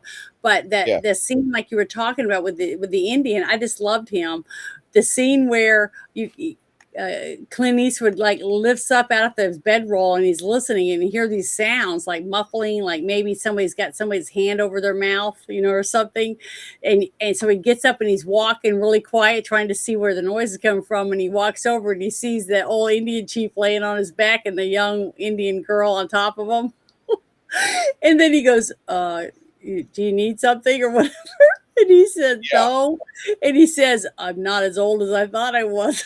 It was such a good scene. There was so many good scenes like that. And then the other scene, like I said, I made a comment during us watching it, or when we just finished, and I said it seemed like every time he spit on an animal or an insect or something or a person. He never just spit on the ground. That was funny. And the fact that like with that one scene where he shot that one guy, and then he said the buzzard's got to eat some just and the worms, just as the worms do, or something like that. That was a good scene, you know, a good line for the movie. So there's lots of really good little lines, takeaway lines when he's talking to that young man before he died. Now that was really sad. I was really upset when he came back in the tent and you could say, okay, we got to get going. And then he sees that he's dead. So there was some really good moving scenes in this for Clint to have reaction to. And the moving, that part, I don't know why, but that kind of stuff, it makes me like characters more when they seem more human. You know what I mean? They have good human qualities that you'd expect from someone who just lost his wife and his son, and why he's bitter and why he became a pistolaire or whatever you want to call him, to be able to hunt these people down and take them out. Yeah. So. See, this movie hits on one other thing that I'm always confronted with.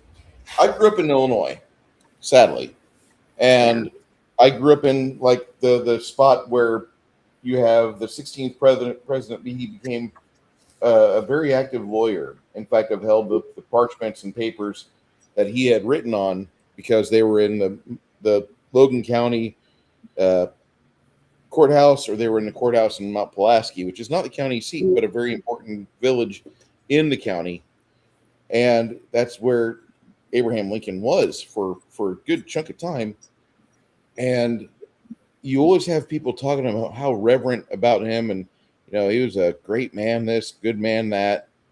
And then whenever you get out of Illinois and you talk to people about various things and the Civil War comes up, everybody in Texas has basically said, everybody that's Texan here in Texas, I should say, even the lady folk, you know what they said, Janet?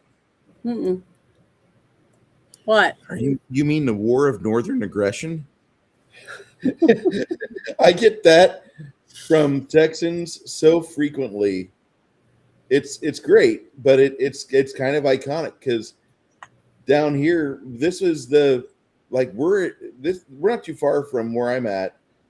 One of the last battles of the Civil War, which ironically happened 2 weeks, ironically, I should say, it happened 2 weeks after the Gettysburg, after they signed it over at Gettysburg. You know, they're like, okay, fine, you know, we give up. But 2 weeks later, there's a fight in Texas, and fucking Confederates win the shit out of it. And then they get the note like, oh, we're done? We're done. Fuck. It's kind of funny. But I did like the last scene where the guy that's been hunting him basically since he went on a rampage got to say, I want to go to Mexico and tell him that the war is over. Yeah. I'd like that because he knew who he was. As soon as you saw his eyes light up, over the newspaper, I was like, oh no, that's what I was thinking. But then when he didn't do anything and he basically dropped everything and realized, because they signed affidavit, so that right there is all they needed to take back to the government that he's gone. Right. And I really liked that. That was good closure for both their character arcs. That to know that one's going off knowing that this guy deserves to have a life now after what happened to his family, and the other one knowing that this guy really wasn't the bad guy that he thought he was, because he wasn't the one that sent the people after. So basically they both got closure and understanding of their relationship. You know what I mean? So I like that. And I did it in a manly way so people couldn't say, well, what a pussy, or, you didn't hear any of those comments. I thought they did a good job at it, at that part, that closing of that whole story between the two of these men.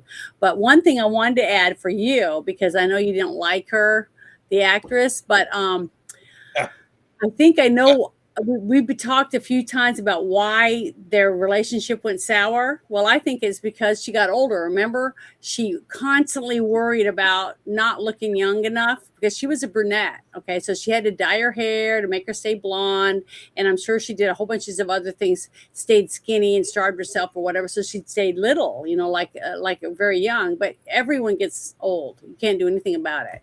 Sooner or later, you're going to get all kinds of wrinkles and baggy skin, and you're just not going to look the same, because that is what happens to all of us. Now, it says here, what I found out, it says her relationship with Clint Eastwood was a romantic partnership, basically, because they never married, that lasted from 1975 to 1989. During which they collaborated on 6 movies. Okay. So after the 6th movie, I don't know how old she was. I'd have to look it up. But the fact that when they first met, she was 31. Okay. And they were together all that time. She said she was 20. Yeah. She said she was a lot younger than she was because she could pull it off. She looked a lot younger. You know what I mean? Because me, like I said, when I saw her head pop up out of that thing, she looked 12. I mean, she looked like a little girl. Very young. A little girl, Janet. Don't I look like a little girl? Don't I look like a little girl? Definitely I'm a little girl. My name is Sandra Locke, and I'm a little girl.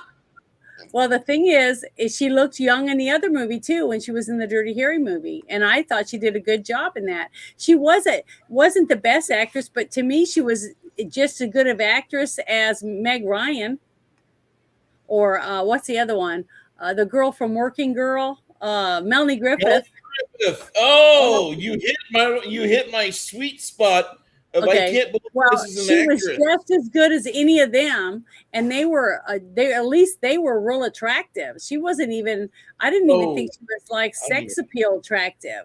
She looked like I said, she reminded me of that singer. I forgot her name already.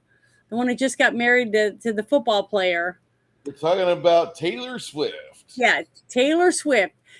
She looks like she's a 12-year-old, 14-year-old boy. I mean, if you saw her just walking around with a ball cap on, you wouldn't know she was a girl. I mean, she's so skinny and everything. And that's what Sandra Locke looked like to me. So she wasn't like this bombshell, like Mae West or Marilyn Monroe. She didn't have, that kind of presence. So I don't know why all these men were like panting over her. It seemed like everybody was arguing, wanting to be her man or something. It was, I just didn't get it.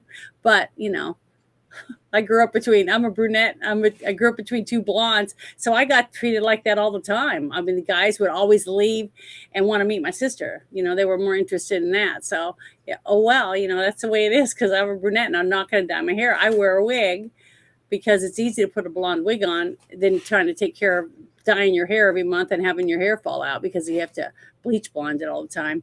But I think that's one of the reasons why their relationship broke up. She couldn't compete with him anymore because as a man matures in Hollywood, and he's also a director, he can keep getting work because there's always going to be a part for a man that, even with younger women, you know, that just goes on and on. But as a woman gets older, the parts end up becoming grandma. You see what I mean? And I couldn't see Sandra Locke ever being a grandma in any movie, ever, because her ego would not let her do that. I mean, what did she do after she did quit her career with Clint? What movies were she make after that? I haven't looked that up, but I'd be interested, because once I read that, I was like, that makes sense. Because I remember a couple times where she did those interviews and she said that, you know, she did fib a little bit, you know, about her age, because she just didn't want to be not a leading lady. She didn't want to ever be grandma or, you know, the spinster or whatever in a movie. So I'd like to see what other things she did after her relationship was over. In the business, we call this foreshadowing. Sorry about that. Who was that? That's Count. Thank you. Don't know Count. He looks familiar. He looks familiar, but I told you I'm terrible with names. Unless I see somebody on a regular basis, I have a hard time remembering their names. I'm just terrible with names. I can remember faces.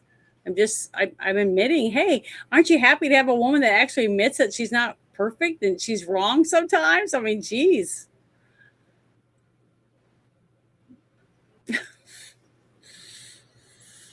Just don't remember names very well.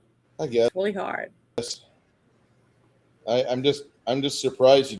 He's almost voted into. Okay, he and Sargon of Akkad ran for parliament. Count Dankula Never heard of him. and Sargon of Akkad, two podcasters in the UK, ran for parliament about 10 years ago, and they both lost, but they fucking tried at least. Count Dankula. That sounds nasty. Yes. Is that Dank what they memes, talked baby. about? Dank memes. That's what I matters. know, but that's what I'm saying. And that's what he talked about on his podcast. Dankula He talks stuff. about everything on his podcast. Oh. He talks about everything on his podcasts. And when I say everything, Janet, I mean I'll have to go and see one then. And is he still doing it? Oh God, yes. Yeah. Is he better? The podcast for him is a golden. Is he better than your recruiter guy? That angry cop guy? No. Okay. Very rarely do you find somebody better at being a vocal dissenter than angry cops. Mm-hmm. Yeah, I think he's funny. But we're possibly going to see him kind of slow down a little bit because he just had a baby boy. Yeah, I know. It's so sweet. And I hope he never brings him on TV and shows him or anything. Talking about changing diapers and doing all that stuff is great. I mean, because he should want other men to want to be dads, you know, and want to change diapers and be active as a parent. I think that's great for men, because I think all men should be proud that they're a dad. You know, my dad was. He had 5 girls. I wish he had a son, but I did the best I could as a tomboy, you know, to be fun, have fun with my dad, and go fishing and camping and squirrel hunting, you know, all those things that I love doing with my dad.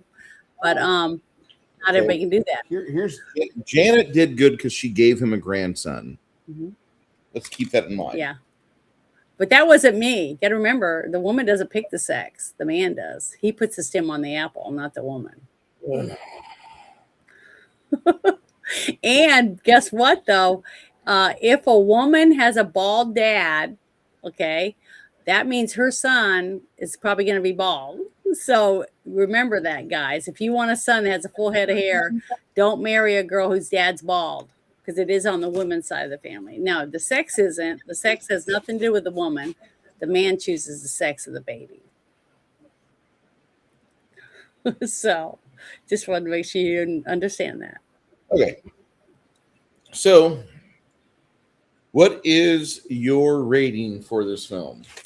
Well, there was only a couple things that I found problems with it. So I thought the storyline and the characters were really spot on. I thought they were really good, and you felt for the characters. You wanted to root them on. You wanted them to win.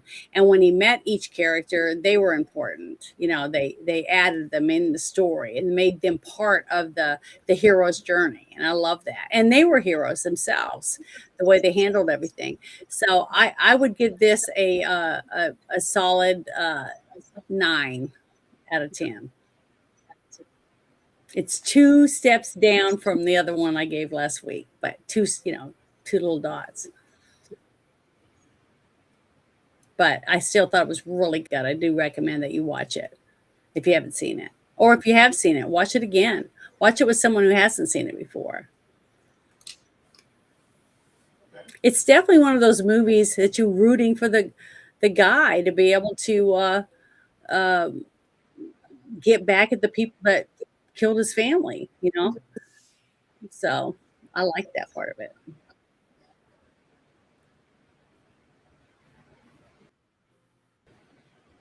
And it does have a lot of,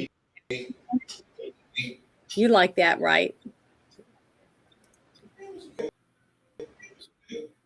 The action part is what I'm saying. It's worth it. Mm-hmm.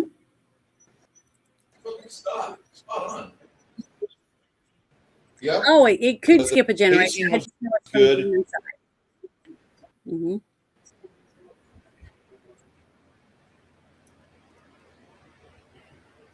Yeah, pretty much everything was good. I thought the editing was even good. I couldn't find anything wrong with editing because there was nothing in the movie that I think editing would have made better. So you can't blame the editing for any of it. Even the music, the soundtrack didn't take you out. There was nothing that pulled you away from the movie. You know what I mean? So that was all good. The music was fitting for the film. A lot of times, some of these movies are not the best in their music. You know, not everybody is John Williams. But this movie had a very good score. The cinematography in this film was really good. I didn't feel like I was staring at Albany. At the same time, I didn't feel like, we were looking at Lauterbrunnen. What is that? Lauterbrunnen or this fucking. There's a little countryside village in Switzerland that my algorithm will not shut up about. It's in a U-shaped valley. Welcome to Lauterbrunnen. And it's beautiful. But, you go there and you realize you're going to eat Swiss chocolate and have some Swiss wine and coffee. And then in about 2 hours, it's going to get bone-chillingly cold. And welcome to winter. Fuck you. No, not into that. Not into that. I like the idea of keeping my extremities to where I can bend them. I like my toes and fingers being flexible. And whenever I get cold, it's like, well, that's over. So, anyway, we're just slopping some wash on here. Next week, the Iger sanction will be the film that me and Janet throw a critical eye to. Oh, no, remember, I won't be here 2 next weeks from week. now. But 2 you weeks can from do now. a movie if you want. I mean, I won't get mad at you for doing it. Janet, there's not a movie out right now that I want to see without you. Well, So, I've been saying, like, you could get Six Nations and you guys could watch that Cocaine Bear movie or something. No, Because you guys did the hundreds of beavers. You did that one. That was a great So there movie. isn't another one like that you want to Not watch? right now. Not right now. All right. I'd rather I drag you to see. just feel bad. I just want to take you to go see Hundreds of Beavers because you would find it hilarious. Maybe I would. I don't know. It just looked really, really bad when I saw the trailer. Done. It is performed so well. It's shot for what it is.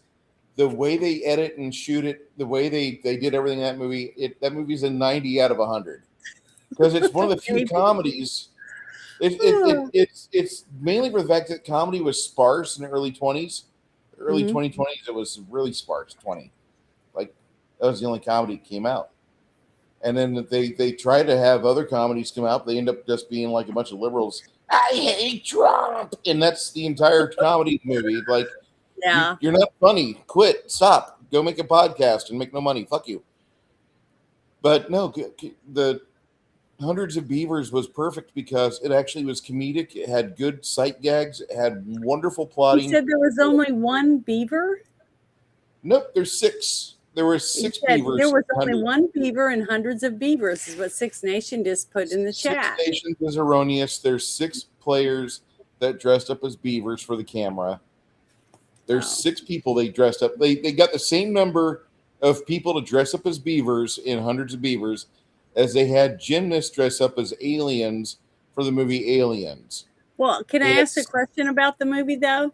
Since I never Please. really asked you stuff. You should. Why did they call it Hundreds of Beavers? Because of the miracle of CGI, they make it look like there's hundreds of beavers invading. So there were hundreds of beavers in the movie. That's what I'm saying. Yes. Okay. All There's right. 6 actors that play beavers, but there's only one. Beaver, wink, wink. Scenes. Yeah. Jesus. Like the movie Naked Gun when he's like, nice beaver, and she's like, thank you, and she hands him that stuffed beaver because she's up on the ladder. I just had it stuffed last Tuesday. Oh, yeah, I know. It's so funny. The whole thing. That's what I was thinking it was about. That's one reason why I was like, I don't think I want to watch this. No, you want to watch it because after the surprise that I received when you got me to watch the Black Sheep movie, and the brother walks in and catches his brother with no pants on, smoking a cigarette, and I'm like, what the hell? And he goes, what the hell's going on? And he goes, it's really nothing. And then the sheep comes running in. I'm like, oh my God, I'm gonna die. That was so it's horrible. not what you think. It's not what you think, really. It was. It really was. And it was disgusting. It became a Muslim movie. I had a young child in here with me when that scene came on. If I'd known that was in there, I would have said, no, you cannot come in here and watch any of this stuff. This is not appropriate. And that was not a good thing. It was not good at all. So one of my favorite movies of all time, and you got to run it through because there's a Muslim scene in it. He's just terrible for the sheep. I mean, no, I would have reacted totally different and just probably would have laughed my ass off. But I had a very young person in here, and they're like looking at the whole thing, and I was like, oh my God, I'm gonna crawl through a hole in the wall. I was so embarrassed. It was horrible. My job is finished here. I will never do that again. I will never let a child in here while I'm watching anything that we review ever again. That will not happen. Yeah, that's good because later in December, I learned my lesson. That was later bad. in December, we're going to watch the movie Wizards. And as much as you want to bring your little young friend to go see Wizards, I'm going to caution you: don't do that. Do not bring your young family to see the movie Wizards. It is not an age-appropriate film for children. God damn it, yeah. Fritz. No. And I do that a lot. Even the old movies that we've been watching, I say I don't recommend anyone watch this movie that's under 13, most of the time. And if depending on the 13-year-old, you might have to explain a lot of things. So that happens quite a bit in the movies that we've been seeing, especially because I've never seen some of these. That's why I'm saying I don't know what is around the corner. And don't have people over. If you do not know what's about to happen, don't let young people in to watch any of these movies with you.